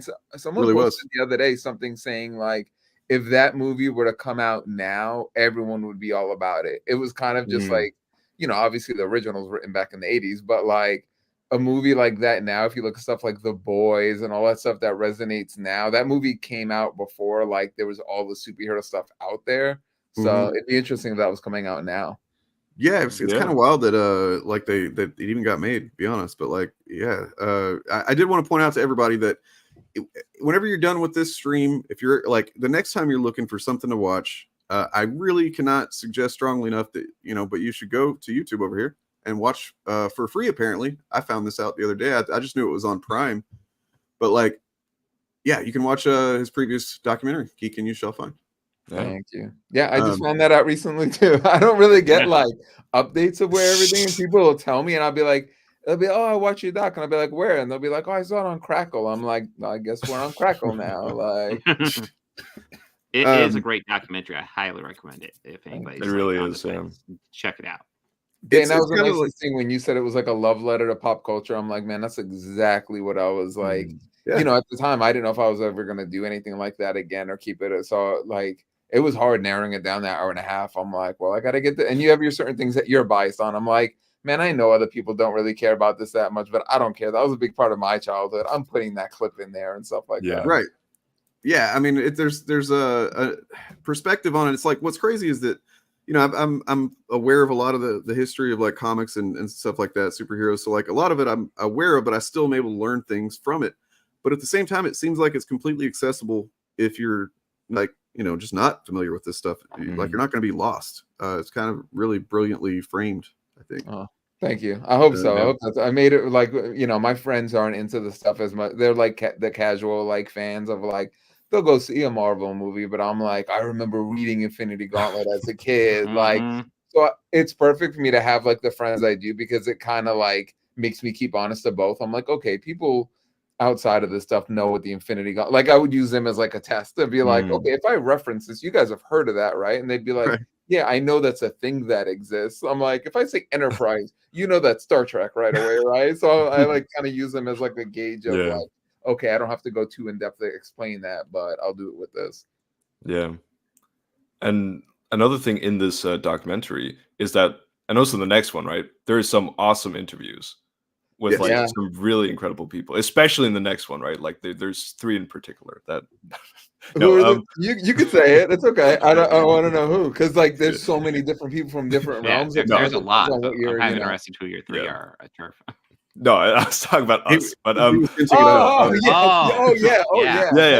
True. I mean, greater like, than all any those of the other ones in people the are first noobs. one. We don't know that we don't even know that we made the cut yet, Turf. Like we could be. I'm so nervous. That is true. I mean, No, there's this guy named Stan Lee that I don't. Exactly. I've never heard of him. Because I was about to mention like there's some really cool, like a lot of really cool interviews, but like the ones that really stood out to me, especially were like Stan Lee and George R.R. Martin. Yeah. It's just like how was it like talking to them? So surreal. Like this thing, you know, it's funny. Like me and the other producers when we started this, my friend Kelsey, who's you know kind of the host of the documentary and who we're working with again, is a good friend of mine. I remember when me and her first started this, she literally said, "If you can get anyone for this, who would you want to get?" And I was like, "Well, obviously Stan Lee would be like the quintessential person to get," and that seemed like the easy answer. So for some reason, getting him wasn't as odd. Because it was someone and he was like accessible. Like I grew up going to I've been going to Comic-Con since before it blew up and was this big deal. Like I remember literally just going to Stan Lee at a table and getting him to autograph something for me at San Diego Comic-Con. Like I've been a fan of his since, you know, back when he was more accessible. So it didn't seem like this. But the George R.R. Martin thing, I'm like, I don't even know how you get it. Like, so that to me was like the craziest one of all. Because I'm like, he was at a convention here in Arizona about 2 hours from here. Super small convention in Tucson, which is like outside of Arizona. Most people don't know Tucson. And I remember like looking at his upcoming events for the next year at the time, and it was London and Tucson. And I was like, so luckily that's how that worked out, is me reaching out to the convention people. And they said, if you send your questions, we'll ask George if he's interested. And I remember at that point when they wrote back, said George looks over, everything's approved. I'm like, even if this doesn't happen, the fact that George R. R. Martin just looked at questions I wrote down is super cool. So at that point, that's like, crazy. You know. Yeah. Were you face to face during the interview? Yeah, it was that's such a random story. I'm gonna actually do a YouTube video about it at some point. But we went to it was at like it was one of those small conventions that was in like not a hotel lobby, but you know they have like the ballroom kind of thing. It was like a small one, kind of like that. And he did a panel, and after the panel, I went up to the person that I'd been emailing with and was like, "Hey, is George still okay?" And they were like, "Oh, let's call him over." So they called him over. And he introduces himself to me and Kelsey, and I'll never forget. He said something. It was something like, I was like, "Hey, are you still okay doing this?" And he said, "What time is it?" And I said, "Oh, it's 1:30." And he said, like, 2 o'clock, 1:37, and then like walked off. And like me and Kelsey were standing there, we're like, 2 o'clock, 1:30. I'm like, what does that mean? Like, and we're like trying to figure out. It's like 1:30, and I'm like, okay, he's telling us, but like, and you know, the person that I'd been working with is like gone at this point, and we're staying there, and I'm like, did he just give us his hotel room number? I'm like, there's no way he just told us his hotel room number. And we're like, do we just go like knock? And then like someone different in there, like, and I remember at the time he had just spoken out. It was 2016. So at the time, he was like, you know, speaking out against Trump. And I remember he had like a personal bodyguard with him because he was getting like death threats and stuff. So that made it even like crazy to me. I'm like, he wouldn't just tell us like where he is. And he had like his bodyguard with him. And like when we went there, it was wild. So yeah, that's how we ended up getting George R. Martin, is knocking at his hotel room door and him answering the door and us interviewing him in his little hotel room. Nice. That's insane. That is crazy. That's did you get to hang out with him a while, like get drunk or anything? Like no, he had another like we did get to like just kind of BS around afterwards and stuff. And I remember I was wearing a House Greyjoy is like my favorite like house on Game of Thrones randomly. So I was wearing like the House Greyjoy. So I'm like, okay, I know he knows I care about Game of Thrones, but I don't want to. We ended up talking about comic books honestly the whole time. He's like awesome, like an encyclopedia of like we were actually going back and forth of like what the coolest like comics in our collection is, and I can't even think of the number now. I remember I referenced like. So I'm like, yeah, I got the first appearance of Silver Surfer. I'm like, that's one of my cool ones. I'm like, it's him and Galactus first appearance, and I think Watcher. And then he said right away, he goes, oh, Fantastic Four number 51, 1963 or something. I'm like, whoa. I'm like, yeah, okay, George. Like in the doc, he mentions I think it was Fantastic Four number 5 that he saw for the first time, and he's like, you know, seeing the Thing, and he's like, oh, that guy's a superhero. That's crazy. Yep. You can find, if you look online, you can find like his letter to the, you know, Marvel got published when he was like a kid, basically, and he's just talking about how cool the Fantastic Four is so far and everything. It's like, that's crazy. And he's even writing like George then. I think he's like, it was like Shakespeare. It's like so eloquent the way I'm like, this is like a young George R. R. Martin, like already like laying the tracks for like how he'll be a writer. It's just like different storylines and like politics in the letter. Yeah. It's crazy. I don't know how old he would have been at the time, because that would have been the 60s. So I'm like, he wasn't like 9 years old at the time, but probably a teenager or something. Yeah. Did you ask him anything about Winds of Winter?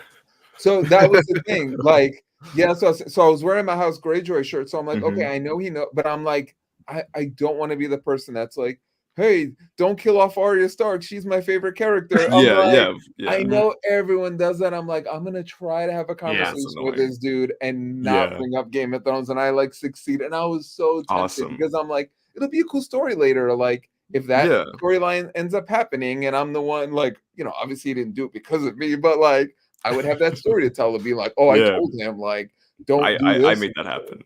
Like, I remember I was young and like, I mean, I'm still stupid now, but like I was like really, I thought it would be funny one time. I had Todd McFarlane. This is way back, you know, I'm like 15, 16. He signed the first appearance of Venom for me. And I remember like asking him like, hey, can you put on the cover? Like, I'm like, at the time I was going through this thing where I was like, I want to get creators and like have them write something specific that no one else will have. So I had Todd McFarlane write down like, thanks for giving me the Venom idea. Like, and I can't believe like he even did it, because like now you think of like copyright and be like, no, I'm not like putting that on it. And he wrote it, so I've got like the first appearance of Venom signed, and I know I'm kind of like, yeah, I know, but now I'm like, now it's kind of like it's a bunch of writing on the thing. I'm like, I just want to like display that, just Todd McFarlane. I don't need all the little cute stuff, you know. Especially if you're aware any of his career at all. Like, he definitely spent several years dealing with you know, kind of copyright stuff in court. That's a good point. So it's like, I'm trying to think. Yeah, he would have been that Image at this time. Yeah, so you're right. He would have gone through all that. But I wanted to kind of just like give everybody like a look, because I was looking at the IMDb scores for Geek and You Shall Find. If it's not, you know, not going to embarrass you too much to look at these, because like, man, you got like 9 out of 10, 10 out of 10, 10 out of 10. You know what I mean? Thank you. It's just good shit. Now the stuff I read and like on, you know, you try and you guys know, like you're gonna have people that say whatever and blah blah blah, and like you know, it's important to kind of like accept feedback too and be like, oh okay, like you got to kind of know like some people come from a genuine place and they're trying to give you good feedback, and then some people are just you know like have their minds made up and are gonna say whatever about you anyway. So you got to take it with a grain of salt, but like. It makes it worth just reading the stuff of people that are like, this inspired me. I'm like, dude, job done. Like, if it does that for like one person, like, you know. Yeah, I wanted to see what you thought about this one, man. Not to put you on the spot, but like, you know what kind of content we're making here. So like, I don't know. I couldn't resist. You got a 6 out of 10 here. It's the only one that's below a 9. Starts well, but politics bring it down. Why'd you have to go putting politics in it, man? Couldn't you just make an unless I was apolitical gonna documentary? avoid Captain America, you know, like, are you really gonna talk about the history of comics and then not talk about Captain America punching Hitler? I'm like, that right there is political. But I mean, that's just like an apolitical scene, right? Yeah.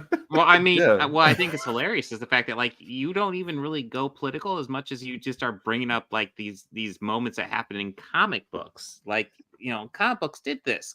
It's but what about that part? What about that part where it turns into a liberal screed against Republicans, man? That was really, you know, why'd you do that? Like the biggest thing I can think of is because again, I just like love this stuff and I kind of like get like, you know, protective over it to a certain extent. And this is why I love what you guys do so much, because I don't know how you guys deal with the constant like bombarding of BS of like when narratives get made up every week. I'm like, dude, how do you guys like stay on course? Because I imagine you guys would be like, okay, this is what we like this person's clearly wrong in saying this. That has to be what we discussed this week. But then 2 days later, they say something more outlandish, and you're like, well, do we pivot? And I'm like, man, that's what they want. They want you like just, you know, on defense, because then you can't really like get your feet on the ground. But the only thing I can think of, because this one pissed me off, was when they talk about on Fox News, they're talking about the Sons of the Serpent being introduced to fight against like Sam Wilson, Captain America. And like it's and it just like shows the epitome of like people who don't like know the history of this stuff being like, okay, the Sons of the Serpent weren't invented in 2006. You know, they kind of spun it as like, oh, they want anti-Trump, so they invented this group called the Sons of the Serpent. I'm like, this group is from the 60s and they were doing the same exact stuff. It's we're not even like they were reinvented for I'm like, this is what they always have done. Yeah. They've been around for a while. Yeah.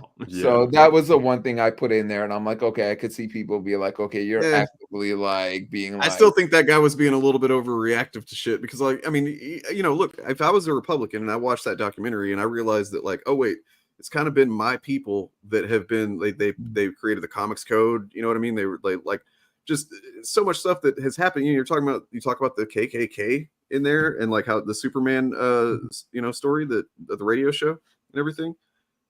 Yeah, I mean, it's like Republican politics suck and they make everything awful. But yeah, I mean, that's the history is, you know, and it's like, you know, you gotta look at it, you know, as fairly as you can. Like what I'm working on right now is like there's a spot where we go into like talking about like dog whistle. There's a Spider-Man comic, man, you talk about like on the nose politics. There's a Spider-Man comic. I forget what year it's from. It's early 70s. And it's one of those like not milestone issues that like you really wouldn't remember unless you go back. And it's a politician that's talking about law and order. And like we need law and order. And they end up finding out that this politician's being backed by a white supremacist group. And that's why he's using like law and order rhetoric. So I'm doing like a deep dive in the law and order, like the history of, you know, the terminology and going back to the KKK and all this stuff. And like, you know, Nixon. Yeah, and the guy if you guys have a chance to go back and look at the issue, the guy looks spot on like Nixon. Like he's got like the widow's peak. Like I'm like, dude, this is Richard Nixon in a comic book right now. It's not like as spot on as like maybe like the Neil Adams, like Danny O'Neill stuff, but I'm like, it's Richard Nixon talking about law and order. So, you know, and you get Democrats have used it too, you know, like Bill Clinton created the crime bill. So you do always have to tell yourself like, okay, I don't want to get caught up in just going one way and being like, this is all like Republicans have done. I'm like, there's plenty of stuff on both sides. True. Yeah. So I got a clip here that I got off of YouTube, but I think it's really good example of like kind of the you know, the kind of the angles that you take in the movie. And then I wanted to ask you if you could talk about like the newer one that you're working on. Sure. But yeah, so here's this clip. Features a little bit of Stan. You get a lot of these in criminal justice classes. We're always putting y'all in somebody else's shoes. Here's a scenario. Here's a scenario. Man, I thought I had a exported one that actually had the name and everything on the corner. So all good.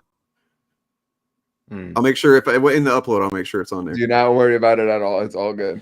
Well, the reason why is we are trying to get y'all to anticipate what it might be like in the real world to deal with very complex moral situations. If you have not given any thought to what you would do in a situation like that, you're probably going to be somewhat caught off guard when that situation actually happens. Does that make sense? I had a professor who gave us an assignment in a law class. We had to relate some aspect of the real world to the law. And so I was like, oh, I'll just do this on comic books. And this professor, instead of saying that's ridiculous and don't do that, he was incredibly supportive. The theme that we see in Spider-Man comic books is when he gets hurt and when something bad happens, he gets pushed to the edge, but he never crosses it. In some way, shape, or form, most of our students either go into some form of law enforcement, probation, parole, they go to law school. Bottom line is, you're working in some way, shape, or form through the criminal justice system or social welfare agencies to help people in need. He had the goblin at his mercy, and instead of taking that final step, he says, let's let the law handle this. The reality is that the legal system does not always protect us the way that it should. And criminal justice professionals do not always act with the best discretion or the right amount of good moral decision making. And so I think for opening up a discussion to try to create critical thinking skills within students, it might be helpful to use an example like Spider-Man. And one of the great things about comic books is it allows us to do that in a relatively safe forum through a fictional character that is very metaphorical. And man, it's just so cool that you had the I mean, the balls, honestly, to just like approach it from this angle and talk to people like this about this stuff. It's great. Watch this documentary, man. Yeah, it's really good. I need to rewatch it. It's been a while, but this is so good. This is actually the first interview I did for it, which is crazy that you picked like this clip to show. That was like wild. I remember I just gotten let go from a job I'd been at like at 11 years, and like I got some like, I forget if you call it stipend, like where they give you like half our department got like laid off. So we got like checks because it wasn't like I was like terminated for something wrong. They just like let go of half our department.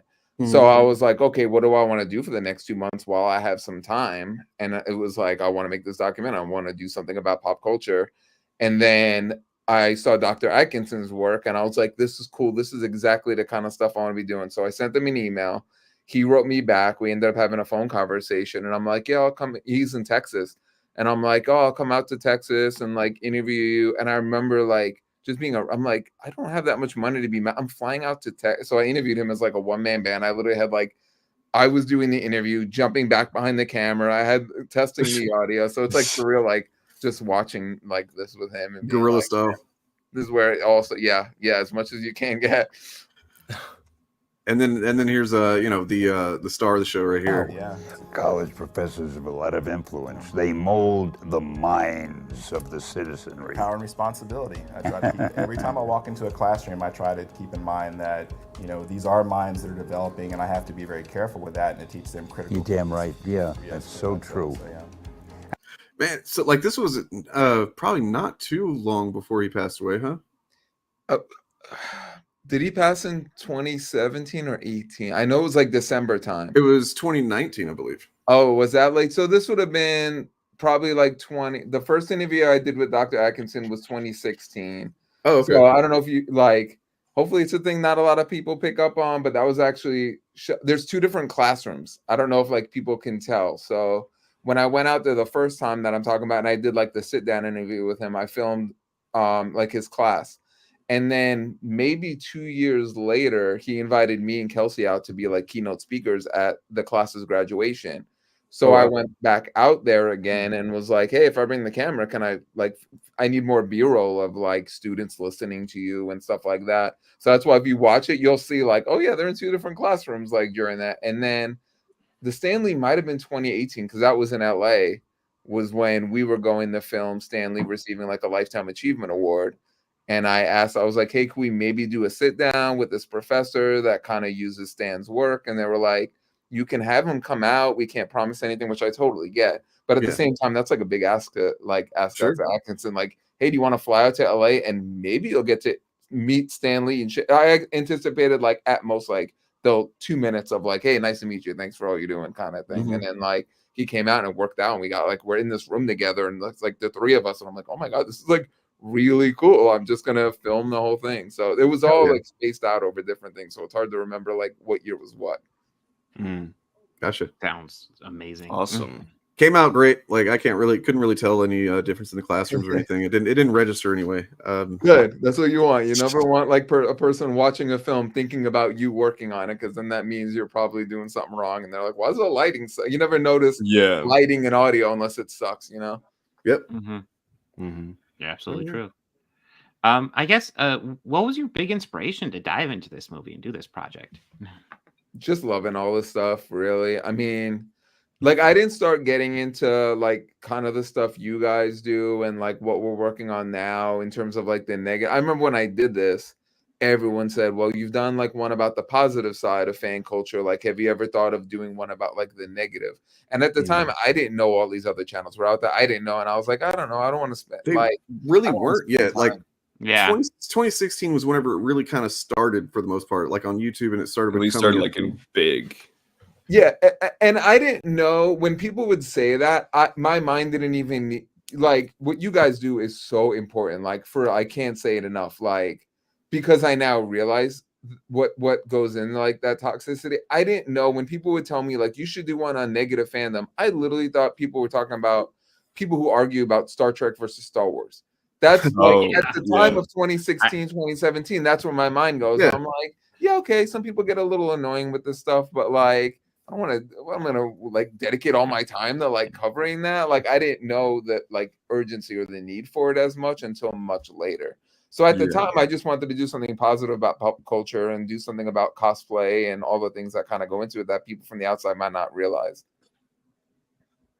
Yeah. I mean, I really missed the days where it was Star Wars versus Star Trek was as toxic as you got. Right? Who'd win in a fight between Batman and Superman? Yeah. Those are like at least it's two arguments nerds nerding out have. at the end of the day. Well, I mean, I had done a post yesterday or this morning or something about how basically like, you know, toxic fandom's been around for probably since as long as fandom has, and so is gatekeeping and all, you know, all these elements that you see. But like the thing that's different now is the social media algorithms and like how it enables these people to kind of they've developed this almost like parasitic sub industry underneath, you know, the real industries, right, where they're like able to monetize those elements that have been around for decades, but it's monetizable now, and they kind of use, you know, kind of cult indoctrination tactics to some degree to kind of keep these people coming back, and it's you know, it sucks. Yeah, 100%. And one of the big things I've been looking like, you know, you guys talk about the algorithm, and I've, you know, been looking a lot, and I actually man, it's a 4-hour video, but it's really good. And I can't remember, he did a video on like plagiarism and stuff, and how often people are just getting stuff on the internet. H Bomber guy. Yeah.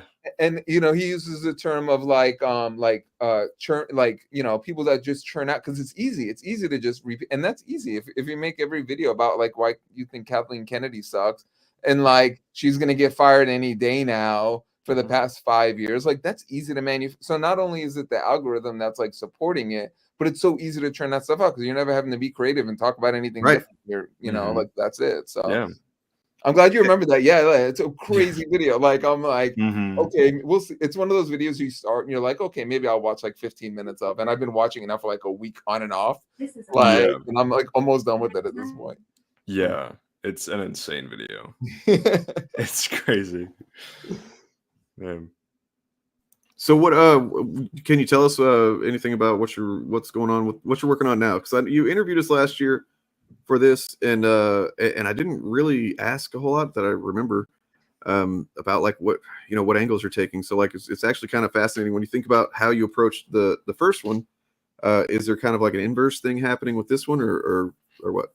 So it started with like all the stuff that was left on the cutting room floor kind of thing of like, man, there's so much good stuff in here that we didn't even get to use because, you know, you're going through the history of pop. I don't want to say the history of pop culture. I want to say we basically start from like the 60s, like onward, like we didn't get into like Frankenstein and, you know, like how that changed science fiction or any of that kind of stuff.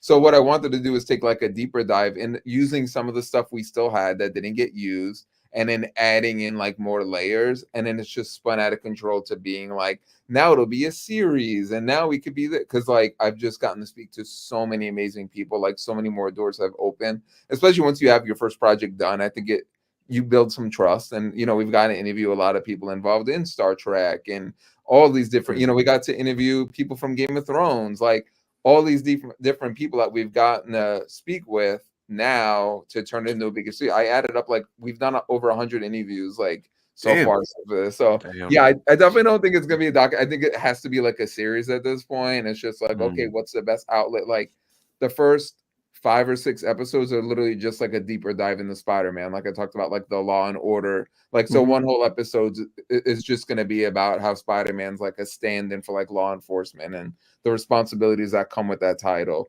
There's one episode literally just about like the deeper dive into where the idea for Spider-Man come from, who, you know, like how do you divvy up the credit if that is even a thing you could think about doing, like, and not realizing like how much Jack Kirby like really did have a hand in Spider-Man. And it wasn't, you know, you kind of think of it as like, okay, you know, like sometimes it gets blown out of proportion. You hear people like, it was Jack Kirby's idea from the beginning, and I'm like, okay, whatever. But then you look and you're like, okay, I don't know if I'm going to give that full credibility, but I mean, he definitely had a lot of impact like on that character and things that they, you know. I actually found, oh man, what's the name of it? What's the old Western comic that Stan Lee and Jack Kirby did? Rawhide Kid. Rawhide Kid, yeah. There's a Rawhide Kid that Jack Kirby and Stan Lee did together, and the whole premise is a kid who grows up on a ranch. His uncle Ben teaches him like how to be a good cowboy and kind of all that stuff. He ends up getting like gunned down by a couple of outlaws. The kid, Rawhide Kid, like the title character, ends up being like, I'm gonna go out and get revenge, and I'll avenge you, Uncle Ben. Goes out, and I forget if he kills the outlaws or however that ends up ending. He gets his revenge and then says, I'm going to make sure this kind of never happens to anyone, and rides off into the sunset. It's literally like that last Peter Parker panel, like walking off of like, with great power comes great response. I'm like, so you kind of start finding that stuff. And so, yeah, anyway, that's a long-winded way of saying there'll be one episode about here's all the inspirations that came out even before we get to Spider-Man. Here's stuff that was going on in the 50s. So yeah, kind of a series at this point, and figuring out like where the best place for it to live would be. Cool. Yeah, that sounds awesome. I had no idea about that. How many episodes do you think?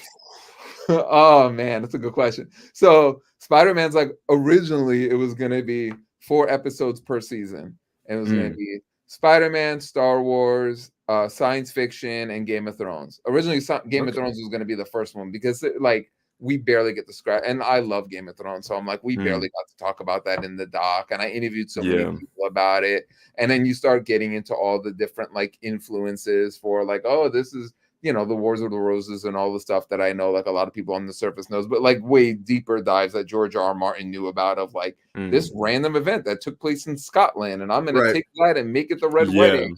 So anyway, yeah, it was going to be 4 episodes per, but now that Spider-Man's like our first season, I'm already like, man, this is like 5 or 6. And I'm like, and once I get deeper in the other ones, I'm sure I'm going to find more stuff and be like, I can't cut that. I can't cut that. So somewhere between 4 and 5 episodes, ideally, of each of the 4 seasons, I would think. It's gotta be a benefit to trying to you know, to sell it to somebody, to, you know, to put it out, that like you've already basically got a season, you know, kind of produced more or less, right? Like you're not asking for money to make a show. You're like, here's a show. Yeah, ideally, but like the thing I think that makes it tough, and I hadn't really considered this until like, you know, and again, like going back, like my wife isn't big, like, you know, she watches Obi-Wan, she watches the Star Wars shows and enjoys them. She's not watching like Rebels and like, you know, doing all the other stuff. So she's always like a good, like, when, you know, I'll show her something and be like, hey, is there anything you were really confused by or stuff like that? And she made a good comment to me about like, the thing that's going to be the toughest sell for this is, I mean, Netflix and Hulu and Amazon Prime, they don't want to promote you know, they don't want to spend 5 episodes promoting a property that's not theirs. So that already makes it tough, and it's super niche. So it's like Netflix being like, does someone really want to come here and watch 5 episodes about Spider-Man? And if they do we really want to spend? I mean, I guess they are showing, they're showing some of the more of the DC stuff these days. So I don't know what kind of like partnership they have with like HBO, but I don't know. There's a lot of like that kind of stuff that goes into it of like cross promoting and being like, well, we don't want to promote this brand, so that makes it a little tough. But you know, there's always good old YouTube. Well, yeah, Hulu is owned by Disney, so like, but then there's the Spider-Man rights because Spider-Man, you know, is more Sony, so like, yeah, it could still be a problem with that. But like, no, I agree with DJ here, Eric debunks, and in fact, I can tell you, DJ, that I know for a fact there's going to be some discussion on X-Men: God Loves, Man Kills. Lots of that almost became an episode itself because like X-Men was kind of my like gateway. I don't want to say in the geek culture, like overall, because I grew up with like Thundercats and Ninja Turtles and all that, like old stuff in the 80s. But like X-Men was what got me in the comic books even before, and then I became like a Spider-Man fanatic, and you know, like the rest is history kind of thing. So once I started delving into the X-Men stuff, I'm like, I can't not include this. I can't, and then that almost became an episode. I'm like, Brad, you can't be doing it's a Spider-Man series. You can't. Because once you do an X-Men episode, like, well, why aren't you doing Black Panther? Why aren't you doing this? But there is definitely X-Men. And then, like I said, we've talked with a few people that wrote Star Trek and have starred in Star Trek and stuff. So the science fiction season will definitely have at least a Star Trek-centered episode. Awesome. Hell yeah. I'm excited to see that. I've been diving into Star Trek with my daughter recently. She's digging it, so it's awesome. Which series do you start with? Mostly Deep Space Nine, but we've been doing we've been jumping around, we've been doing new Trek. She's got like she's seen a little bit of everything at this point. That's awesome. Deep Space Nine is we interviewed Chase Masterson from Deep Space Nine. So yeah, she was really cool. That is fantastic. Yeah, it's I'm just excited to share it with her. And that's one of the great things, you know, just sharing it with the next generation. That's it. Literally. I mean, okay, so that actually, I was going to show something else, but so this is interesting, I think, because it kind of speaks to all this. Like, let me find it real quick. They're going back to talking about like how, you know, these types of attitudes that we see with the toxic fandom and stuff are not new.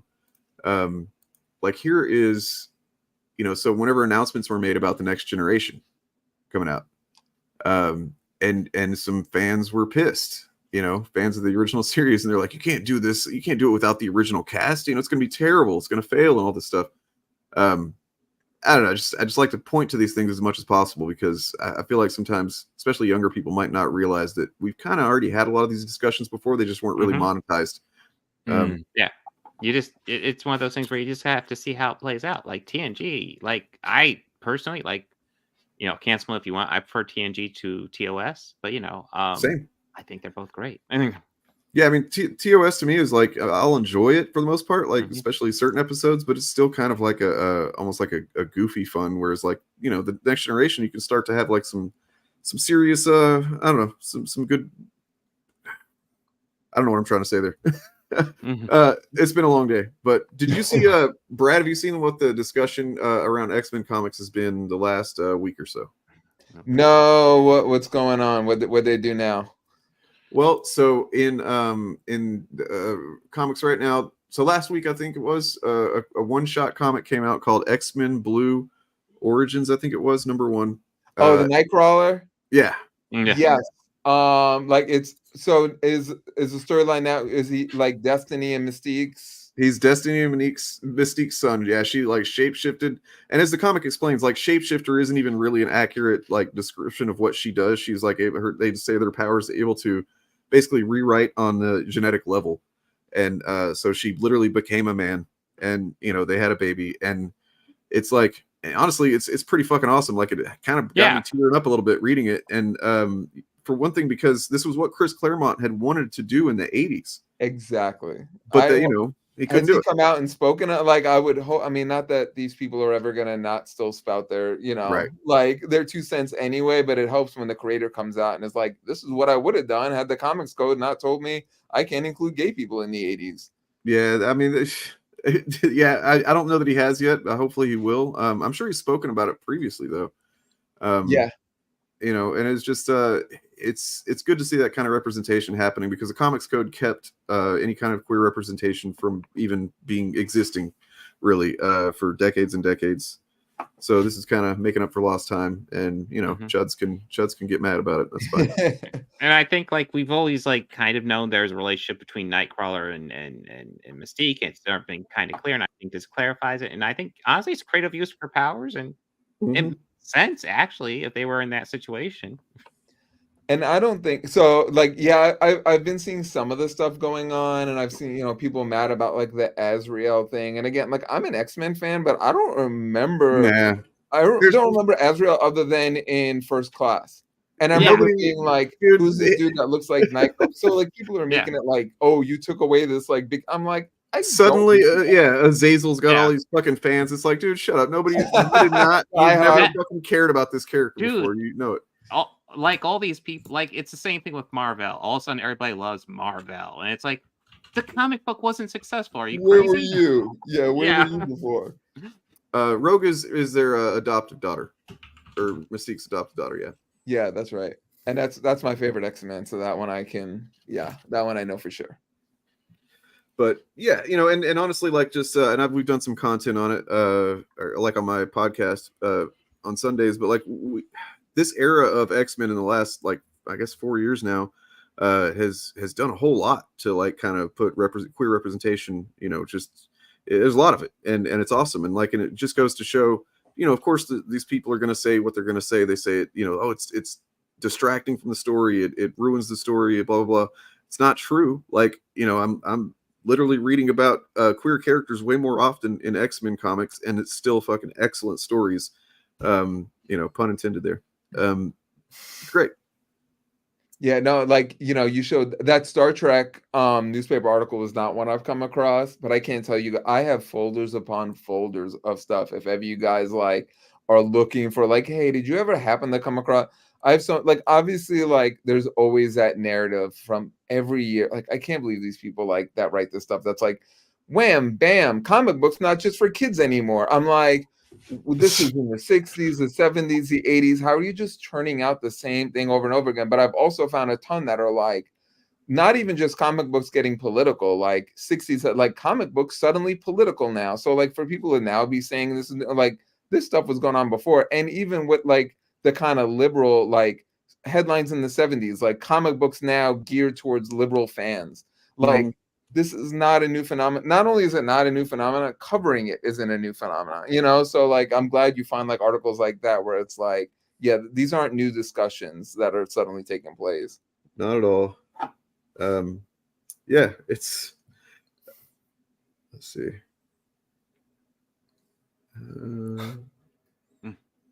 Okay. Sorry. Got distracted. Did you have something, Dave? Nope. Oh, okay. Yeah. Yeah, no, I just find it like the whole conversation about all this stuff not being political is something I find really fascinating because, yeah, as we all know, X-Men's not political comic book. Star Trek's not political in any way. Yeah. I've got clips of I don't go too much in the Twilight Zone, but I've got like clips of YouTubers talking about, oh, I hate the new woke Twilight Zone. I miss it when I'm like, Twilight Zone was literally done because they weren't able to get like social commentary on the air. So they said, let's just like kind of hide it and disguise it as science fiction. And then we can do a lot of the controversial storylines that we can't get aired right now. I'm like, that's why that show came to be. And that's like well documented. Like, right. It's not something that, you know, creators haven't talked about. So yeah, it's just, yeah. That's like in general what a lot of like people have used like fiction and art to do that, right? To talk about issues that you aren't really allowed to talk about a lot.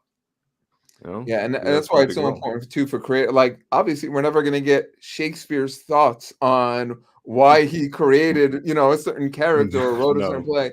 But like, creators now have like, I don't want to say they have the responsibility to go on record. Like, it's up to them to do whatever they want to do. But like, they do have the option now to come out and speak out against this stuff and be like, hey, like, and that stuff gets documented and hopefully will always be on the record of people being able to go back and, you know, just like interviews with like Rod Serling from, you know, the 60s. Now I have that stuff to go back and be like, here is the creator talking about why he was inspired to make this show. Here is an episode he said he literally did to speak out against fascism. Like, there's, you know, that pretty much makes it clear cut rather than us like guessing like, well, maybe what did Stan Lee really intend when he first created X-Men? Because like you can make arguments on both ends, sure, but when a creator like is willing to come out and just say that, it hopefully would make lives easier for us like that are just trying to tell the truth.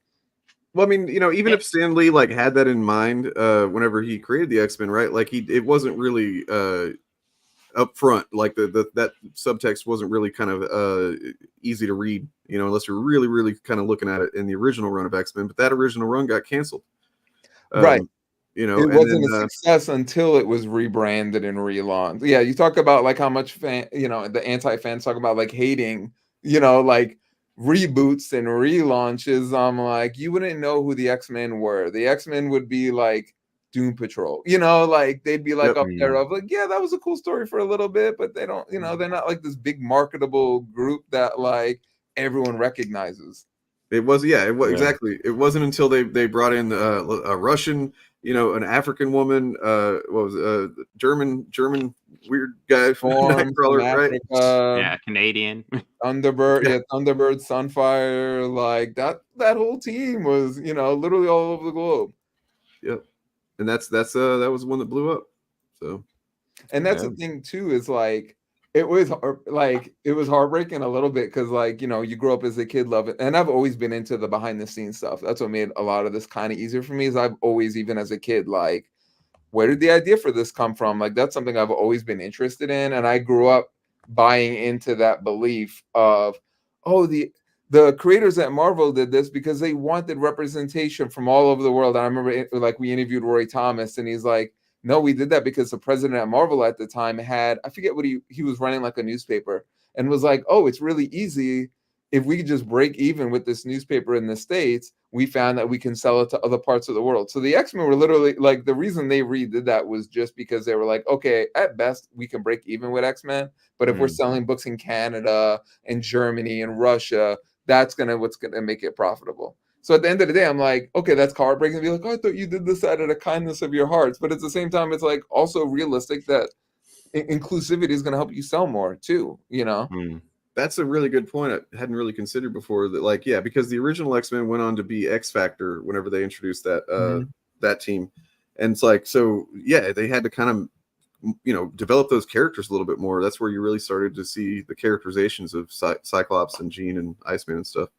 Yeah, New Mutants, you know, like you really get so much more diversity when like New Mutants is launched. Like there's so much, and it's obvious, you know, Chris Claremont wanted representation from like LGBTQ like community, but couldn't do it. He was like, you know, like we interviewed, I never knew this. One, like, I don't want to give away like too much of like these stories. But one of the coolest. It's okay. I'm cool if you give it away. I want. I'm like, I gotta save some stuff for people to watch. But we interviewed someone with Marvel who talked about, oh man, what's his name? I'm picturing the cover where he's like holding a gun. Oh, it's gonna kill me what his name is. Not like definitely not an A-list character, not even like B-list. Kind of like a, oh man, I'm trying to think of someone like a Quasar, kind of like on that level of like, yeah, if you know comics, like you kind of know him. But they did an issue of him. And he cross-dresses. He goes undercover and goes to like a place where like drag queens are known to like hang out and stuff. And he's going undercover for a case, and he has to cross-dress. And he gets to know a little bit more about the drag queen community and stuff like that. And he says they were on holiday, got rejected by the comics code. But because the issue had already been printed, they were like, okay, what are we going to do? We already invested the money to print this issue. Do we scrap it? Nomad. It was Nomad. Do we scrap it and not have a Nomad issue this month? Or do we just print it anyway without the seal? Kind of like, you know, the drug issues of Spider-Man. But what they ended up doing is printing it with the seal on there. But it just shows like how much the seal had kind of been a joke at this point. Is like the seal of approval, they were told no, you can't, and they just published it literally with the seal of approval on there. And it's like, yeah, I probably shouldn't have done that at the time. So yeah, this stuff has been, you know, a controversial thing for a long time now. Yep. That's awesome. I didn't even know about that. I learned a lot whenever I talk to you. So how many issues are there of all this? You know, and that's the thing when people try to like, you know, I saw one of the comments earlier about the gatekeeping and stuff like that.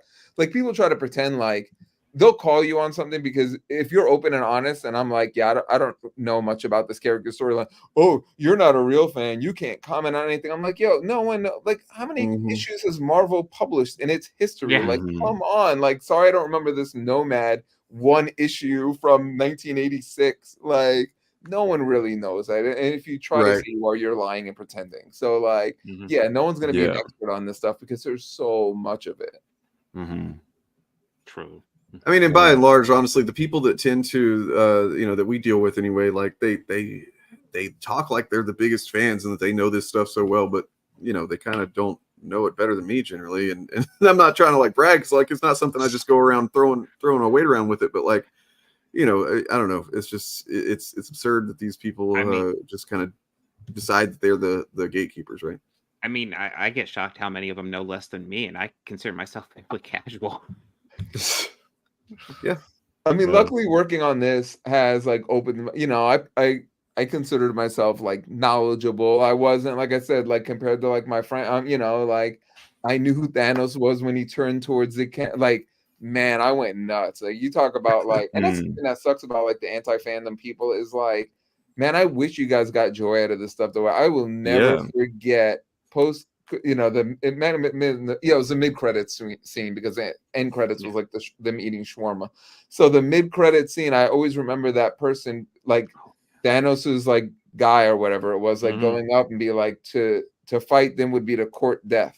And I always remember that line because like Thanos, like it being in love with death in the comic books, and me being like, and then Thanos turning towards the camera and like me getting good and be like, yo, are they about to do Thanos? Like, oh my God. And like getting the cute little reference. Like, I wish these people like could enjoy that stuff that much, but you can tell they never did. That was the kind of thing where it's like half the theater was like, you know, like we probably were, it was like, fuck yeah. And then the other half is just like, what is this purple guy? Who is this guy?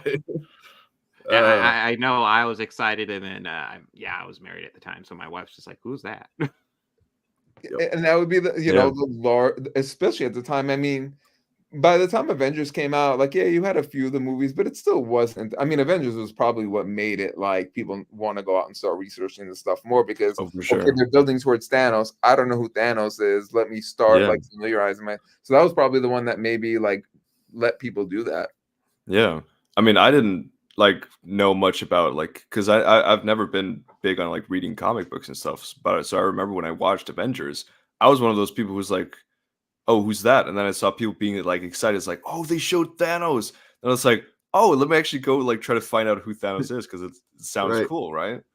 And so, you know, and that's smart for like Marvel wants you know, they want you like well knowledgeable about this, because that's what's going to sell comic books. So like, you know, you got to be open and honest and say like, look, and that's what drives me crazy about all these people that are like, Marvel, Disney's going broke and all this stuff. I'm like, A, why do you care about someone else's business?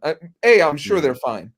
B, why are you so concerned? If you hate this so much, don't you want it to fail? Like, what, you know, like, so, you know, that's the thing. Like, they never want it to fail, because that's what they do. It's their bread right. and butter, All their content is based on saying that it's failing when it actually isn't. It's doing well.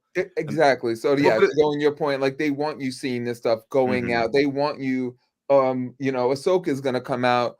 That's gonna make some people go back and watch Rebels that have never seen it now, because they want to know who the hell these people are. Like, it's a marketing thing at the end of the day, but I enjoy it and I don't care. Like, I want to just keep enjoying this stuff. I don't care why they do it or that they're doing it to make money. You know, that's what's truth. That's the thing, right? It's like obviously they're gonna do it to make money, right?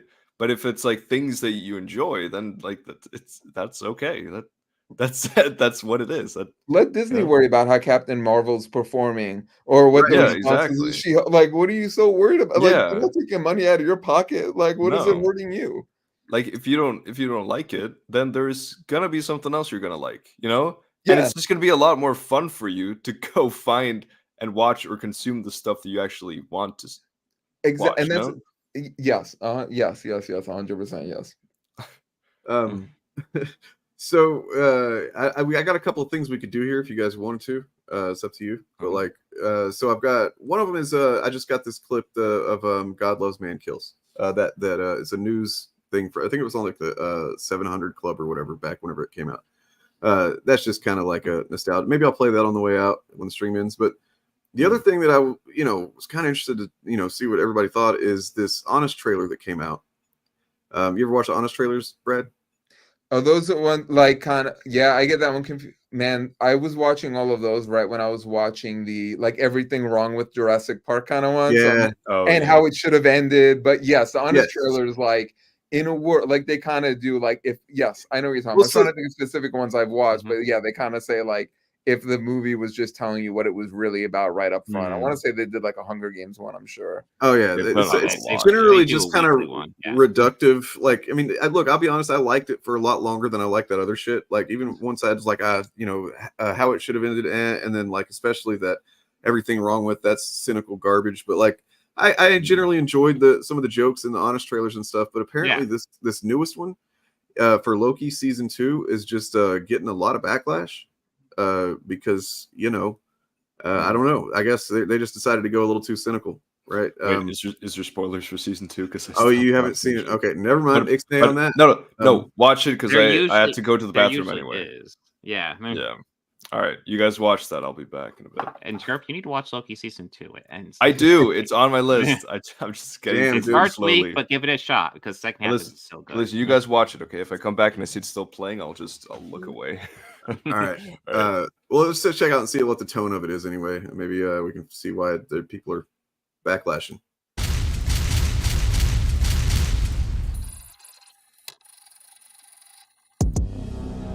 I haven't seen an Honest trailer.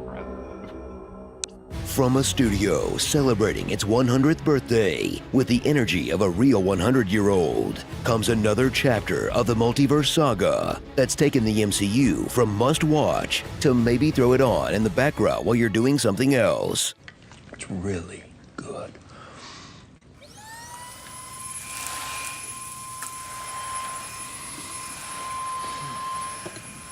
Loki, Season 2. Season 1 was a delight. Okay, just minor critique. Like, if they really wanted to actually go after that one, they should have done the clip from season 2 when they're at McDonald's. Like, the thing where they're just eating pie was fine. Yes. Now, prepare for a follow-up that laughs at the basics of storytelling. It's too complicated. Wait, am I on the wrong page or? Spits in the face of physics. It's your future, my present. It's complicated. But can't shake the law of diminishing returns. It's too. So the franchise that literally has Captain America's shield in it, they're going to criticize it for spitting in the face of physics. I see.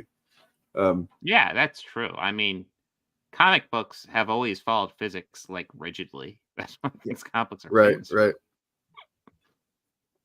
Oh, jeez. Complicated to explain it to you now. As your Marvel fatigue gets pushed to the brink by a circular argument over what's even going on this time. I don't understand what you've just said. It's high time someone tells me exactly what. Okay, real quick, it's a fucking mystery.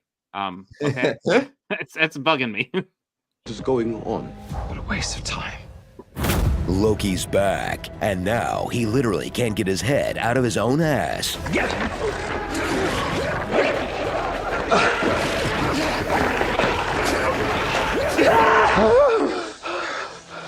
Watch this slick-back Norseman complete his journey from bad boy to a reformed anti-hero to a cop whose only friends are his co-workers? As this former trickster makes like a tree and weaves, growing from the most dynamic villain in MCU history to a sad green throne potato. Aw, cheer up. Wow, really? They're going to criticize that?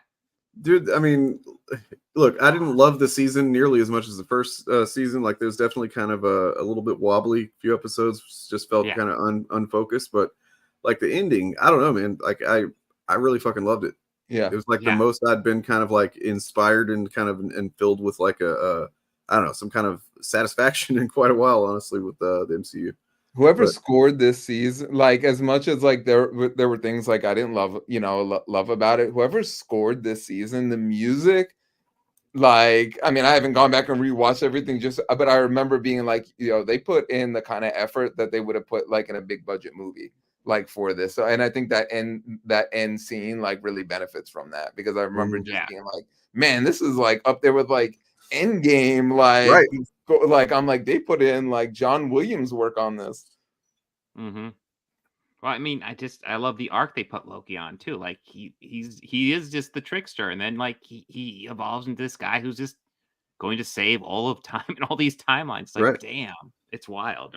I mean, honestly, like I guess the big criticism I would have about it is it seems like they decided first. The first thing they did was like, how are we going to end this Loki's story, or at least pause it for now, right? And so they came up with that, and it's like that's a fucking great ending. And then they kind of like reverse engineered it. It seems like how do we get him there? And then that's kind of I feel like what made it just feel like it's spinning its wheels a lot of the season. But yeah. Yeah, well, I mean, I like I said, the first half doesn't thrill me. Then once I got to episode 4, 5, and 6, I marathoned them. I was just glued to Yeah, it. it definitely picked up steam. I mean, kind of same thing of like I love Andor. Like, yes, I don't want to say it's my favorite thing Star Wars, but damn, it's good. But like, I know so many people who quit after like within the first few episodes. I'm like, you gotta keep going, trust me. Yeah. Like, and yeah, not that Loki season 2 was like nearly as good as Andor was, but it kind of reminds me of like that whole. It sucks that it takes that long to like really get you hooked. Well, I mean, of course they did, Artie, because like they're not going to change their brand now. They're not going to suddenly be like, we loved Star Wars or we loved Marvel this time or something like that. Yeah, everything's got to be the worst. Yep. Yeah. And in a way, like some of those guys, I feel like kind of bad for, like, maybe they weren't starting out their channels with content wanting to just do nothing but negative shit, but then they hit these big numbers with this like, oh, we have to do that every time, basically.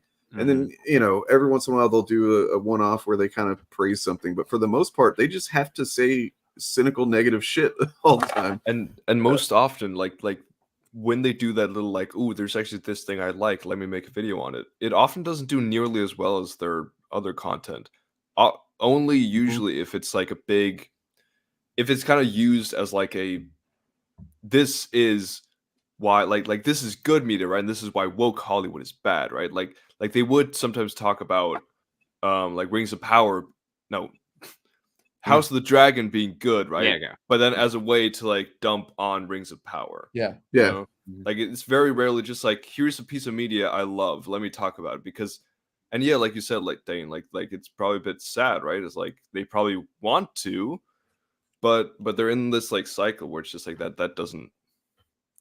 Yeah, that's a really good point about they probably want to. That sucks, man. If you like watch something and like you laugh and you're like, no, I'm supposed to be hating this. This is supposed to make me mad. Like that sucks to like have to compromise like who you are that much. Like either A, why are you hate watching something? If you don't like it, don't watch it. Yeah. Or B, you're kind of getting some joy out of it, but you're like, okay, let me just wait for a bad part. Everything is gonna I love Tim Burton's Batman.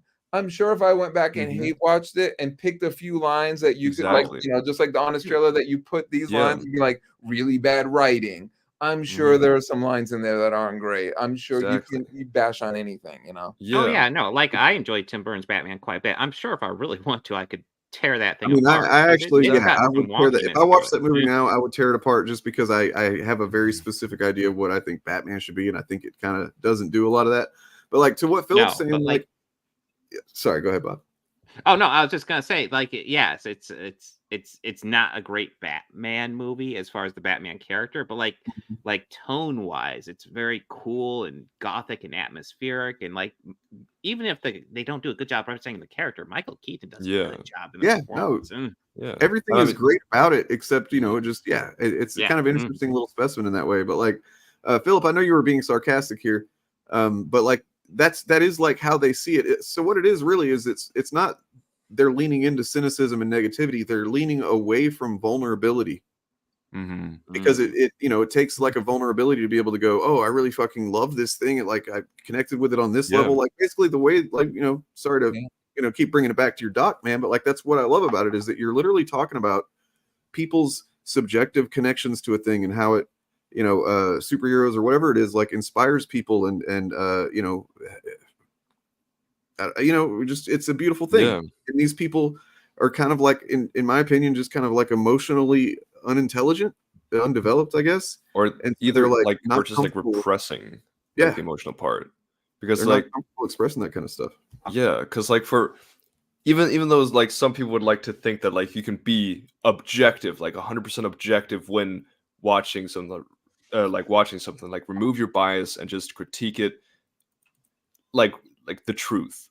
You can't remove your own bias, right? You can't remove your own subjective perspective on it. So like if you've spent months talking about how bad a movie's going to be, right, and all these things that's going to make it bad and it's going to fail and it's going to be another piece of woke garbage, you're gonna, even if you tell yourself, oh, I give everything a fair chance, you're not really, right?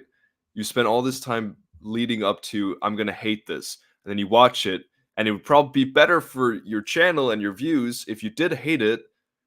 There's a good chance you're gonna hate this media, that there is a chance that you would have liked if you hadn't like done all this before, if you hadn't like made these circumstances. And it's just sad, right? Because like at the end of the day, like these people are fans, you know, but it's like they're just not being fans. They're not really like enjoying the stuff. They're not giving themselves a Right. chance to enjoy, and they're also doing that to other people, right? They're just fueling that in other people, and it's just Yeah, you should be on cloud nine. Like, who Exactly. thought growing up like we'd get to experience like so much like money being put into making these films Mhm. good, so much like time and effort being put in to make this stuff good compared to like the crap that we had like for so long before it. Like, Mhm. you should be so happy. Like, are there misses? Like, of course. Are there ones that are okay? Yeah, of course. But Yeah. like, to not enjoy, it'd be like going on vacation. Like if you spent your whole life like saving up money to go to some country and then going there and being like, I'm just gonna bash on everything and I'm gonna look for the Yeah. bad in everything. It's like, what are you doing? You just saved up for this great trip. You could have this like unbelievable experience, but instead you just like want to shit on everything because like Yeah. you're so scared of getting hurt, maybe. Like, Dane, that was like a great point. I never really thought of it. Like, if you go into something expecting to hate it, you're not gonna be disappointed. Mhm. Yeah, You're like, exactly. Like so imagine like you're going to like Bolivia on a vacation in 3 months, and you just spend every day until that making like a presentation for your friends and family about why it sucks, and and it's gonna be the worst vacation ever. And then you get there and you're like, oh, this sucks. It's like, well, you kind of did that to yourself, brother. yeah, and why? Why invest your time and money and you know, like, why Yeah. do that unless it's making you money? You know, like Exactly. that's literally the only Yeah. incentive. And Yep. like, of course, like another point with like media and stuff is like you can always be critical, right? And it's also fun to be critical of things, right? To say why you didn't like something. But there's a difference between like as a fan, critiquing a movie or a TV show or something, saying why you didn't personally like it, right? And wanting better next time, and doing what a lot of these channels are doing, right? Which is just hate content that isn't being constructive. It's not saying anything meaningful. It's just hating and causing outrage for the sake of doing that, right? To like keep this cycle going so that they keep up their profit and their views. It's not about the art itself. No. And to Greg's point, like about never thought you'd see this, like 100%. And to the point where one of the clips I currently have cut like to use is, I forget if it was like Movie Phone. It's like it's not Fandango, but it's like kind of like one of those where it's a show that they have hosts for of like talking about upcoming movies. And it was right when like Iron Man and Captain America had come out. One of the fan questions to the show was, will we ever, like, I'm a big Civil War fan, will we ever see a Marvel Civil War movie? And the whole, like, he's not shitting on it, but he goes like, it's never gonna happen. We're never gonna see it. I would love to. I love the Civil War storyline, but Marvel doesn't have the rights to Spider-Man. You're never gonna get to see that on. And Right. we got it. It wasn't like Yeah. the perfect adaptation because they still didn't have like X-Men and Fantastic Four and stuff at the time, but like all these things that like we never conceived would be possible are happening right now, like in real time, and to not enjoy that sucks. It's surreal. Yeah, Well- like I've told the story before that, like, like I grew up reading comics and stuff, and I remember, I wasn't really bullied, I guess, but like, if I was reading a comic somewhere like at school on recess or whatever, like nobody was going to be talking to me. You know what I mean? Like nobody's going to come be seen near me. I know that But feeling. like, I would try and like grab a friend or something that I thought was cool, like maybe like cool movies, and I'd be like, dude, you got to read this. This is, and he'd be like, nah, I don't really like comics or whatever, and I'd just be like, man, if only you could see what's in these pages, dude. Like it's so good. And that's all I wanted. And so then, you know, to be where we're at now, where it's like now we're past the point when everybody, you know, loves the shit, and where it's like now some people are just like, I'm over it, you know. Like I don't know, it's pretty surreal. And like you were talking about, Brad, where you know, the kind of crap that we got. I remember whenever I saw X-Men 2 with my brother, who got me into comics and stuff, and we got out of it, we were just like, we were buzzing because it was so awesome. And you know, and I was like, man, I wonder if they'll ever do an Avengers movie. And my brother like shot it down immediately. He's like, no, they're not going to do an Avengers movie because they'd have to do a Captain America movie, an Iron Man movie, a Thor. They're never going to do that. And I was like, yeah, you're right. They're not going to do that. And if you asked me back then, I would have agreed with him because that's like really yeah. complex and really expensive for a movie to do. And they did it. They pulled it off. I mean, that's the reason they did X-Men first, was because one, it was, you know, a better seller, but also just because you got one origin, right? Like they're all mutants. There you go. Start the movie. That's all you need to do. Yeah.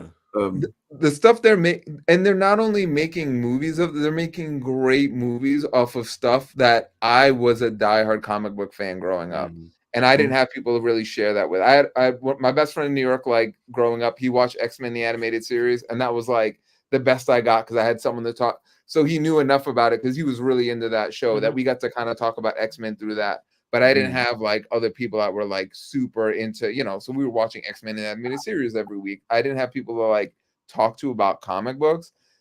And the stuff that like, even to me at the time, like Guardians of the Galaxy and like a few, like they weren't great properties at the time. I'm like, we're getting great movies of those, like, I love Doctor Strange and I love the Doctor Strange movie, but Doctor Strange was not cool when I was growing up. Like that was not someone that you're like, I want to see a Doctor Strange movie one day. Like, but we're getting that stuff now.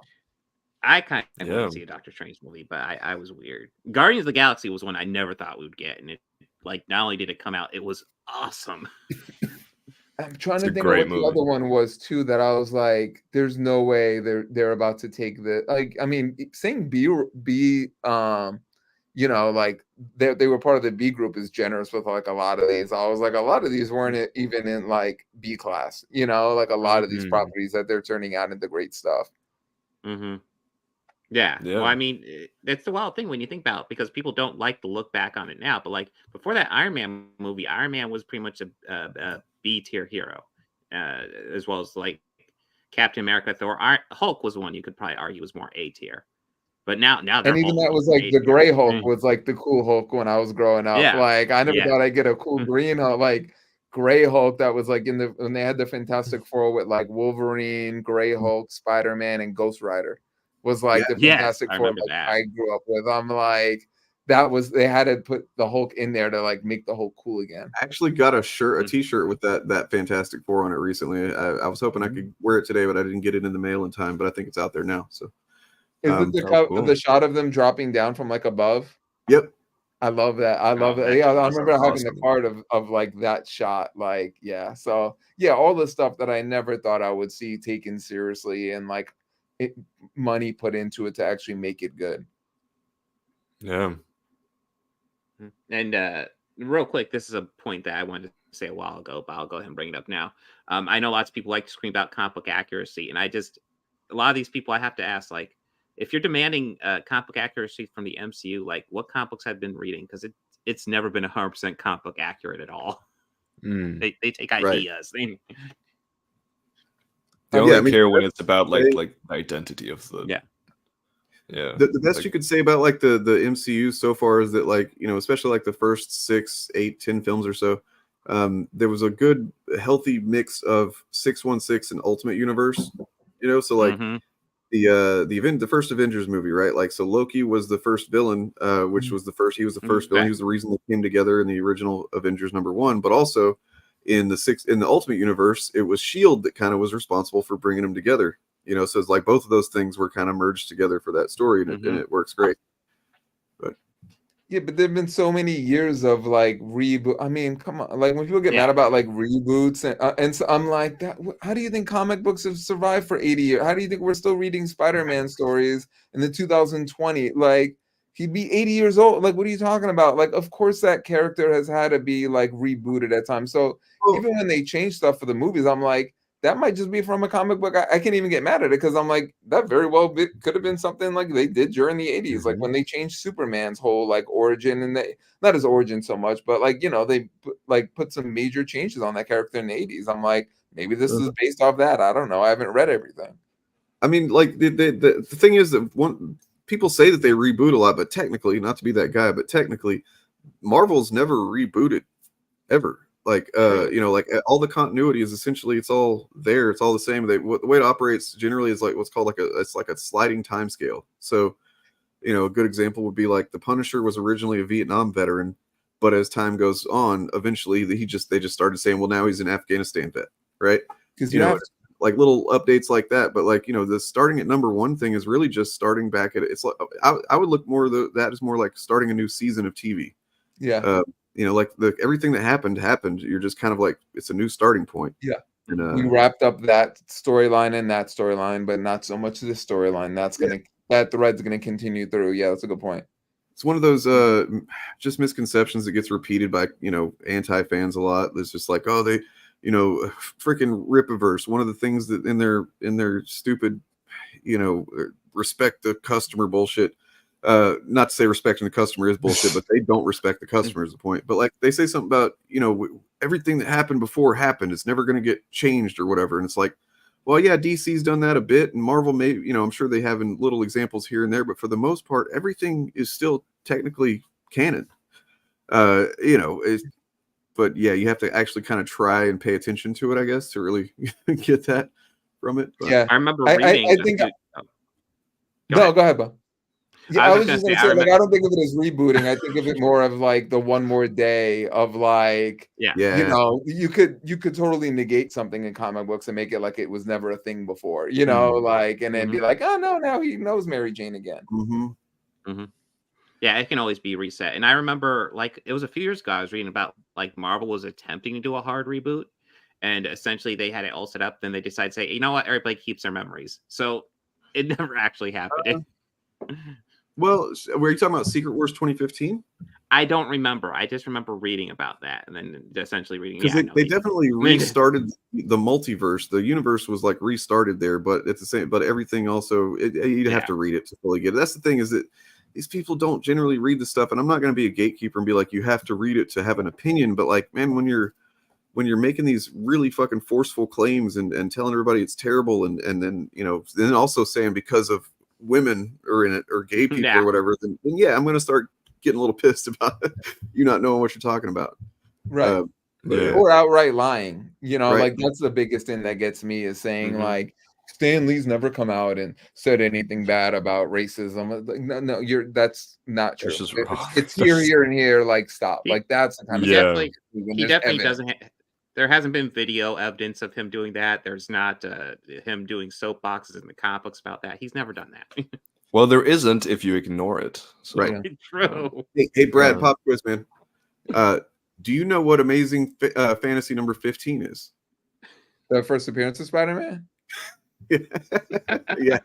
Okay, I was making sure it was like a trick. I'm like, is there something like deeper to it than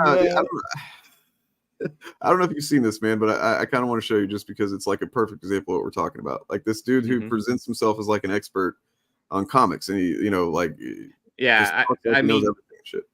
And I wanted to bring up an example of character motivation to him. So Amazing Fantasy 15 was like my default. Okay, you know this one. Let's talk about character motivation. So check this out. This is how it goes. Why is he doing what he's doing? As far as what? Give me a specific anything. Give me, like, pick your own example and give it to me. I'm not giving you anything. Give me an example. I'll tell you what. I'll give you an example. You've read Amazing Fantasy number 15, right? Let's talk about. Go back to ISOM. What about it? Are you asking? What specific? Wait. You've read Amazing Fantasy number 15, right? What specific action are you asking? Pretending? No. I'm gonna get stuck on this one. You've read Amazing Fantasy number 15, right? Are you what? Let's talk about ISOM. You just asked me a question. Let's quit moving the goalposts. What specifically about the?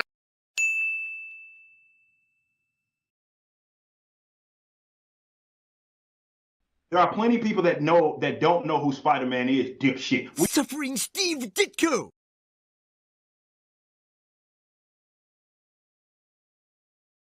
How can you not know that Spider-Man first appeared in 1962's classic Amazing Fantasy number 50? Yeah. Caught Wow. red-handed.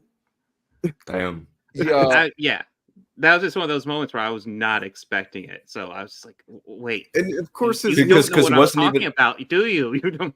Because like you can see like you weren't going in there to try to get him on it. It was just like you're just like, oh, let's just talk about it because this is like just a very like classic character. Everybody knows what anybody that's like going to be talking about comics on a regular basis on YouTube is going to know what Amazing Fantasy 15 is. I feel like, you know what I mean? Like, but nope. Yo, and Robert, like, props to you because this is the thing. Like, you know, I don't know how you guys view yourselves. If you're like, to me, you guys are a form of media. Like, you're interviewing people, you're asking them questions, you get the opportunity to call them out on their bullshit.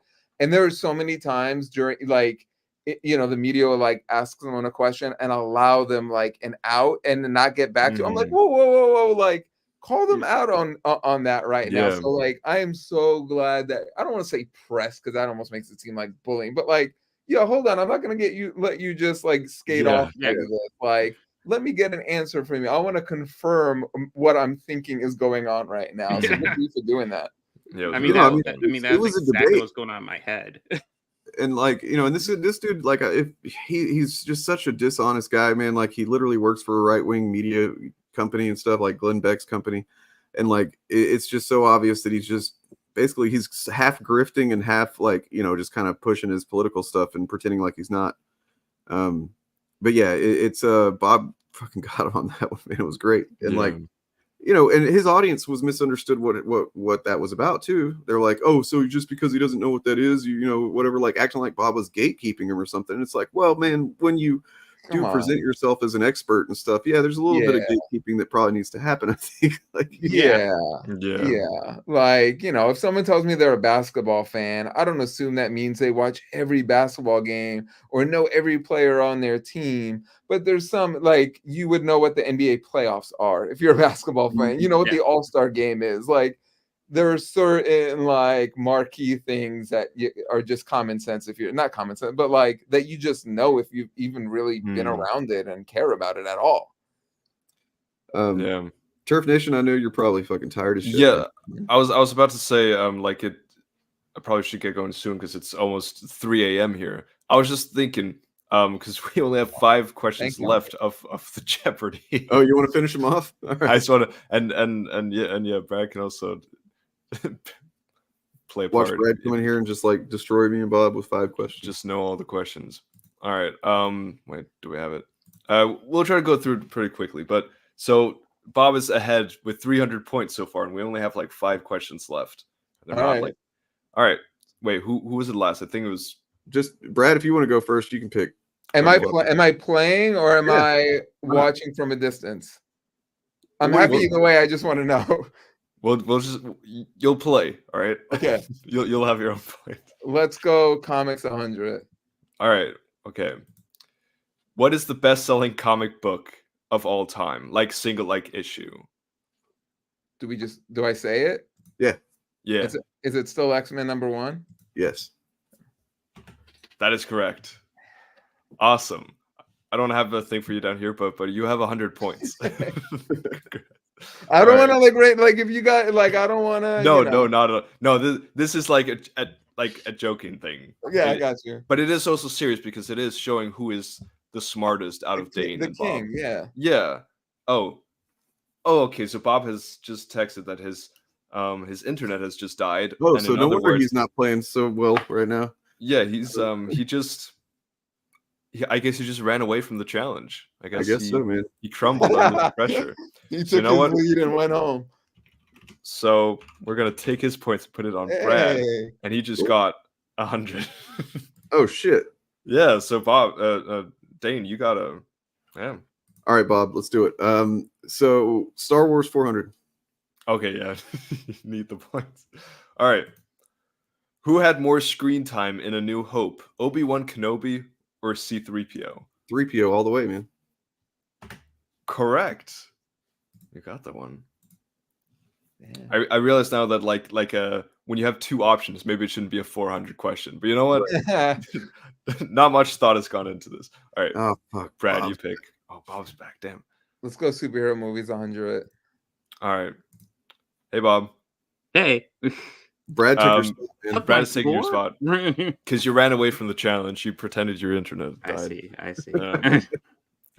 Can't do that. All right, superhero movies for 100.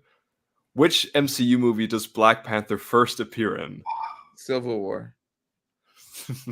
Correct. See, that was a nice, good, easy question for a 100. I mean, I'm playing with the lead, so you know, my thing is like I don't want to screw anything up. You got the wind at your. All right. Yeah, we'll just go Star Wars 200. Let's do it. Okay.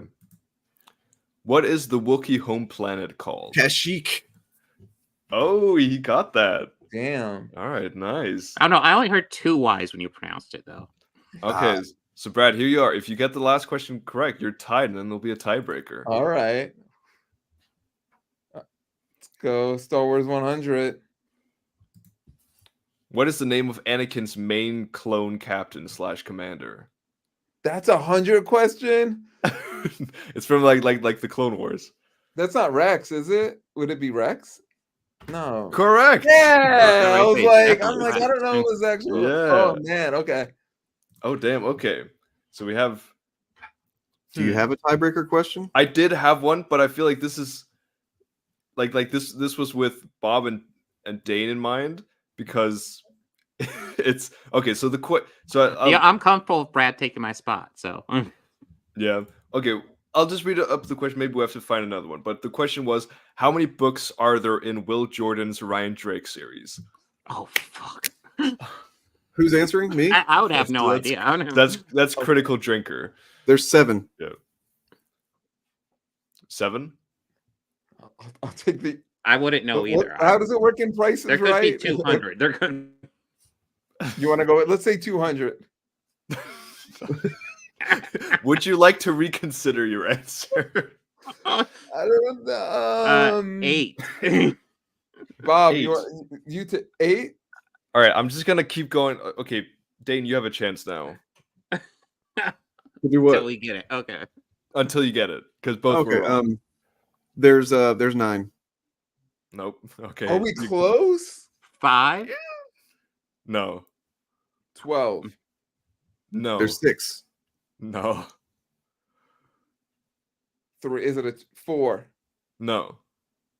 It's 3. 15? No. I like how I'm like putting thought into saying random numbers. Like I'm like there's like a strategy. Is it like ridiculously small? Is it like 2? No. There's 14 of them. No, you guys have been close, but not there yet. Fuck. There's 10. There's 10. There's 10. All right, you guys have a chance now. 9? I already said 9. Oh. Dane. Can we do something that we care about now? Like, can we answer the question? I don't want to research Ryan Drake. It's not worth it. You guys are so close. 13? No. It's 11. It's 11. Yes. Okay. Literally just process elimination through like 14. You guys, we said you guys said like every question from like 2 to 15 except for 11. All right. Dane has won Jeopardy. Whoa. All right. He's officially greater than Brad and Bob. I gotta do my dance now. I'm built like a goddamn brick.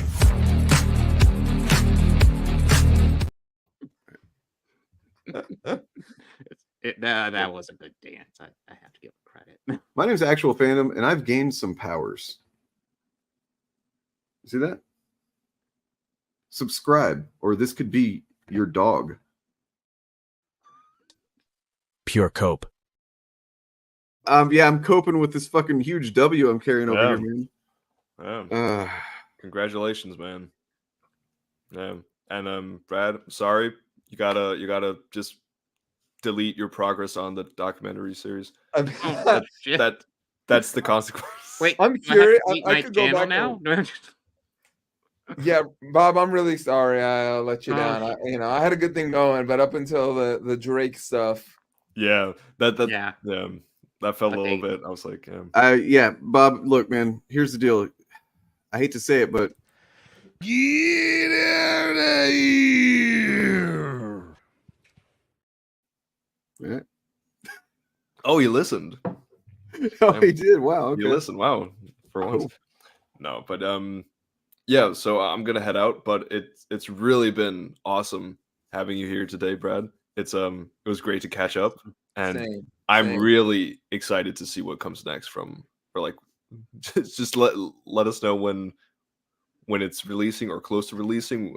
I'm sure we'd all love to do whatever promotion we can. It. Like, Yeah, that would be awesome. Back I'd love on, to talk about it because yeah, no, and I'm happy to you want to really talk about the stuff that you guys do, because like you guys are grinding it out, and I don't know how, like it's hard for me to stay focused with like how much stuff gets thrown out there week after week. I'm like, oh well, I need to include this now, and I'm like, no, this is what they want. Like pick a thing and stay. So I know you guys don't have it easy. I don't know if you've noticed that, like in the last, I guess, month or two, it's been now that we're doing this. It's like we definitely consciously decided we're not going to do like majority talking about, anti-fandom. Like we're still going to talk about it, but like, we want to talk about shit we like too. Have fun. Yeah. Exactly. Enjoy yourselves. Yeah. And it's just like bringing on more guests, and it's been awesome. Yeah. So if you can, hook us up with any badass guests, man, we'll talk. Can you get us George R. R. Martin? I'd love for yeah. Hey, bro. I'll buy a Greyjoy T-shirt. Man, I don't know if that guy even does interviews at this point, because he's probably so sick of talking about the next book. Yeah, I know. I'm I definitely kind of not going to ask him about Windsor. Yeah, I wouldn't want to ask him about, because I'm sure people pester him about it. And it's like, dude has kind of earned the right to just kind of do whatever he wants. And or maybe he likes talking about it, but only before it comes out. You know what I mean? Like, because maybe once it comes out, people read it, they're going to have like complaints and shit. But like right now, he can still be, the hero. He can still, what are you going to do? What are you going to do? Maybe he likes that shit. I don't know. Yeah. I mean, people keep pestering him about it, and it's like he keeps posting like updates, but it's like a lot of them feel like he's just like, like. I think he's trolling sometimes. Yeah. And I'm the one who always defends him out of our friends that like, because as much as, like I said, I don't have like a lot of friends that are into like the Marvel stuff as much, but like I do have friends that are like diehard, like A Song of Ice and Fire, like book readers and stuff like this. And I'm always the one who goes bat for George, and they're like, stop defending him. I'm like, it's his life. Let him do whatever he wants to do. I'm like, you get one life. Like you should get to do whatever you want. If he never wants to write another word again, that's like, he doesn't owe you anything. And they definitely don't have that impression. They're like, no, I've invested. Oh, he owes us everything. Book, so, and it's also like I hear people saying like he needs to finish the series before he dies. It's like, bro, he doesn't. Bro's an old man. If he wants to just like stop writing on it forever and just live his life, that's so fine, right? I mean, it would be sad, right? Like I'd love if he wanted to finish it, right? But it needs to be because he wants to. Right. And nothing else. He is heavy in House of the Dragon, and House of the Dragon is turning out great so far. And it's like, if that's what he wants to do, let him do it. Yeah, like he wrote like the book for it. And it's like, and that thing is like this, and it's like part one of two parts. Exactly. He's putting in work. Like bro's still doing stuff, it's just like he's just not doing what some people want him to do, and that's just like entitled. They're like, oh, you wrote a different book. Yeah, how dare you write something you wanted to write? It's like, imagine if at some point you wanted to visit all 50 states and you started like keeping a blog of like, I'm going to all 50 states, and then things catch up. You have a kid, your life starts to change. And at about like 45, 46 states, you're like, man, I really don't have to. And imagine people nonstop. You need to go to Tennessee. Like, I'm waiting for you to go to Tennessee. It's like, relax. Like, I don't better do this before you die, or I'll kill you. By the way, man, reminding me, dude. Like, hopefully you don't mind me saying, but like, congratulations. Thank you. Dad, man. Oh yeah, congrats. Pretty awesome. Can we say what the name is? Because you can. Pretty awesome. It's Parker, right? Little Parker Joan. Yeah, she is how many months now? August, September, October, November. 4 months. 4 months. It goes by fast. Did you realize that's kind of like similar to like Peter Parker? Yeah. Yeah. Oh wow. No, I don't think you what put that one obscure together. comic book trivia, Turf. Yeah. Yeah, I'm really I on fire. can't say she was named after Peter Parker because like there was no way my wife was like she had to like legit like the name. You know what I mean? It was one of those where like it was a name she really liked. I'm It like, was in I your would mind, wasn't done it? for Peter Parker. It was in your mind, yeah. Yeah, for sure, 100%. Like I've always like thought of like when I have a kid one day, like what comic. I have a friend whose son name is Logan, and I'm not a big Wolverine fan, but I'm like that's a badass name. Like Logan is a solid name. Yeah. Oh, I got one other story because I got to run too. I have a friend. We're talking about Game of Thrones. One of my friends who I was talking about that read the Song of Ice and Fire book just had a daughter and pitched the name Arya. His wife knows nothing about Game of Thrones, has no idea, and he's like, I could not tell her it was from Game of Thrones because she wouldn't have done it. But she was like, "That's a beautiful name," and named his daughter Arya. I'm like, he's gonna find out at some point. He's like, I know because a lot of people started naming their kids that stuff in the last decade or so. So like, yeah, it would. Arya's we'll figure it out eventually. Yeah, but I'm like, really for now, if you kept that on the DL, like, good for you. I'm gonna call mine Hodor. I think that's appropriate. I said I want to get a dog and name her Nymeria. I was like, that's not, if ever I do Game of Thrones, I'm like, I'll name my dog after like Nymeria or something like that. I named my kid Bastard. I feel I'm gonna get like two dogs and call them like Joffrey and Ramsay, and they're gonna like murder me one day. Oh my God. It's like the worst combination ever. No, man. Yeah. All right. Brad, honestly, man, it's cool because like it's kind of a full circle kind of moment, man. Because like you reached out to us like right after we kind of come together, and we've been doing it alone or separate from on our own for so long before that like it's just kind of a trip to think it's been over a year now. And I feel like we're definitely more confident than we were whenever we started out as far as going right at some of this stuff, and a big part of that, I mean, honestly, I can't thank you enough because it is a little bit of a boost to the self-confidence to have a guy reach out to you and like, hey, you want to be interviewed for my documentary about this stuff? It's like, oh, okay, I guess I am kind of like a closest thing to an expert on this shit. So for real, like, yeah, give you guys some like credit, like for real, like you guys helped me keep my sanity while I was working on some of this stuff, because I'd be like, am I wrong for thinking some of these things are good? Like what, like you become gaslit. You kind of feel like it's you at some point, and you're like, I didn't think that was that bad, and you guys are the ones like pointing it out of like, yo, you're not crazy for liking this stuff, like you're good, these people are doing it to make profit. And I'm like, okay, cool. So thank you for keeping me grounded, and I'm sure there are other people out there too that you're reminding people like, yo, it's okay to like this stuff still. You don't have to hate everything. Awesome. That's honestly, we talk about a lot, like comments like that, and like when people say stuff like that to us, like that means so much, Yes. And like that infinitely more than any like all the hate comments do, Yeah, like, you're right. Nothing. You don't know how we do it, and it's like that's how I do it anyway, man. It's like all of the fucking hate comments or whatever. For one thing, they're just copy paste most of the time. They're the same thing we've seen over and over again. But like when I get an email or a comment that's just like, this, it's exactly what I needed to hear. Like you helped me get out of this content that I was in or whatever. That's the shit that that keeps it going. It makes it worth it. Yeah, absolutely. All right. Anyways, yeah. Everybody, Thank you, Brad, watch Geek and You Shall Find. It is for free on YouTube, and if you have Prime, you can watch it on there for free as well. But watch it. You won't regret it if you're into like our content at all and how we kind of like approach this media. It's right in that lane, except better production values. So no, man, you guys don't give yourself enough credit. Dude, live streaming, which is kind of what I do now. It's just it's dealing with catastrophes live. Yeah, I'm telling you, it's just different worlds. Like the emergencies I deal with are different than the emergencies you're dealing with. Like it's all like there's stuff that I can't fathom and get my head around how you guys do it, and like I'm sure it goes both ways. So it's all respect. All respect, man. Well, thank you, man. Thank you so much for coming on. It's been a blast. Thank you guys for having me. Let me know anytime, man. I enjoy it. I really do. I love talking about this stuff. Perfect. All right. I'm gonna still be on for a minute, guys. I don't know if you guys are taking off, but yeah. Later, yeah, I'm taking off. Yeah. Have a good night. Have a good night, guys. I'll talk to you soon. Bye. Talk to you guys later. All right. Bye. What? Yeah, Brad fucking rules, man. Yes. Brad is the shit. Thank you.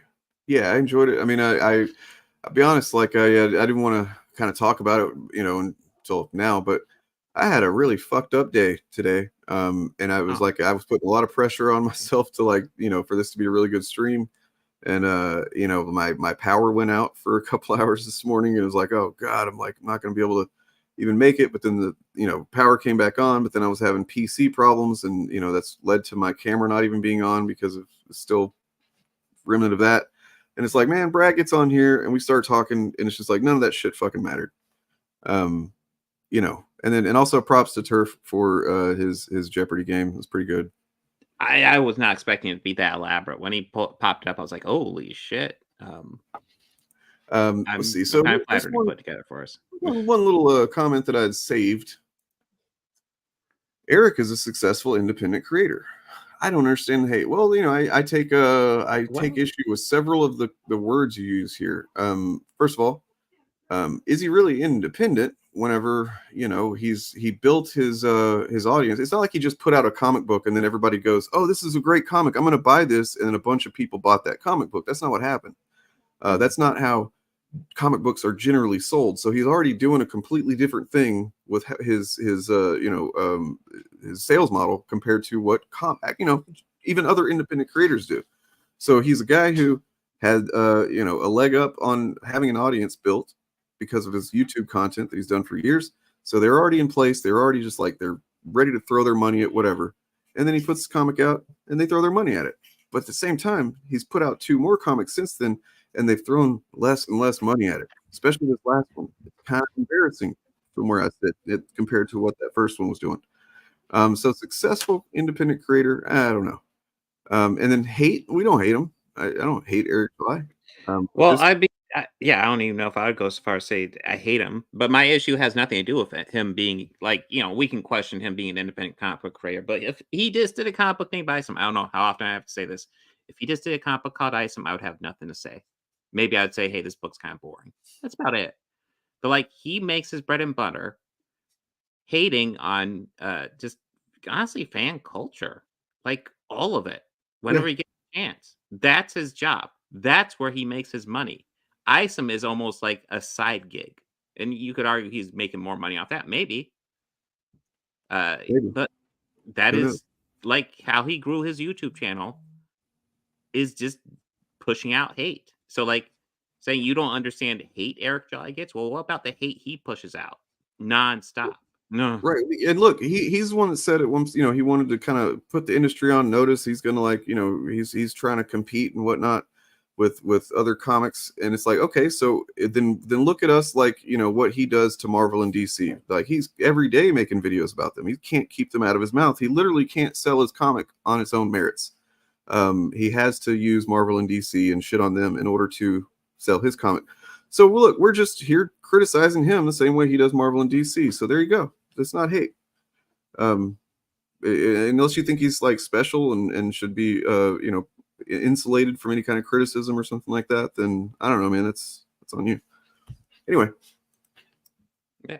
And I just want to say, I have my stream tomorrow. It'll be shorter stream than normal, but that'll be 4:00 Eastern Standard Time. 4 to 6 is pretty much my plan right now. But yeah, I just wanted to push that out. Yeah, and I'm doing gonna be doing a stream Friday, as per usual. Hopefully I'll have my camera situation figured out. And then Sunday is gonna be pretty interesting Fapcast. I'm gonna go ahead and tell you all what we're doing. We're gonna be reading through the protocols of the elders of the learned Zion, or the learned elders of Zion, or whatever.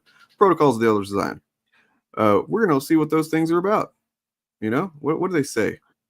Right? If you're not familiar, well, to just show up Sunday and you're going to learn some crazy shit that's really also pretty stupid and hateful. But it'll be fun because I'm going to read them in a really goofy voice.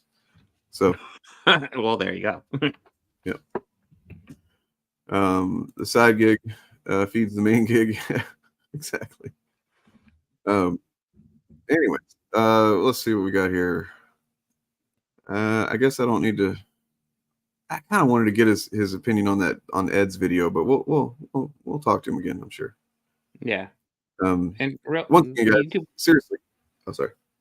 No, I was just gonna say, Philip does bring up an interesting question. I keep on hearing about Epic Verse coming out soon. It's just not. Yeah, whatever happened to the Epic Verse? Mm-hmm. Was it just so epic that it like gave us amnesia or like what? Man, I was excited to see Ryan Cannell and ass. Was he going to show his ass? Oh, I'm sorry, green grass. I get those two. Oh, I'm sorry. Okay, yeah, ass. I thought you were saying that he was supposed to show his ass or something like that. I was like, no, don't do it. No, I am not excited to see that. I'm not. No. Well, that's about it. That's about all she wrote, folks. We love you. And fucking awesome, man. Thanks, Brad, again for showing up, being such a cool guy. And also thanks for making a great documentary. Can't say enough that you should watch it. You really should watch it. It's a beautiful thing. With all of the fucking, if you're on YouTube and you're taking in some of the toxicity that we talk about a lot and we deal with a lot, and you're seeing it, and you have to deal with that shit. Do yourself a favor and balance it out by watching Geek and You Shall Not Find, or you shall find, because it will. Find, it's like the fucking. It's the elixir. It's the remedy for what ails you. But anyway, it's on YouTube with ads. It's on Prime, I'm pretty sure. It's on lots of streaming services if you look around. But I know, like, if you just want to watch it and you're not sure, YouTube with ads, it's right there. I'm tired, man. Yeah. Well, it's a little late for me too. I have to be at work at 5. All right, folks. Well, hope you have a lovely evening, and Bob, I hope you do too. And Matt, you too do. Yeah. Was that English? You do too. I think I understood what you're going for. So yeah. Let's end with a comparison, and be sure to hit subscribe and like and all the commenting and the sharing and the the algorithm stuff and do all that. Peace.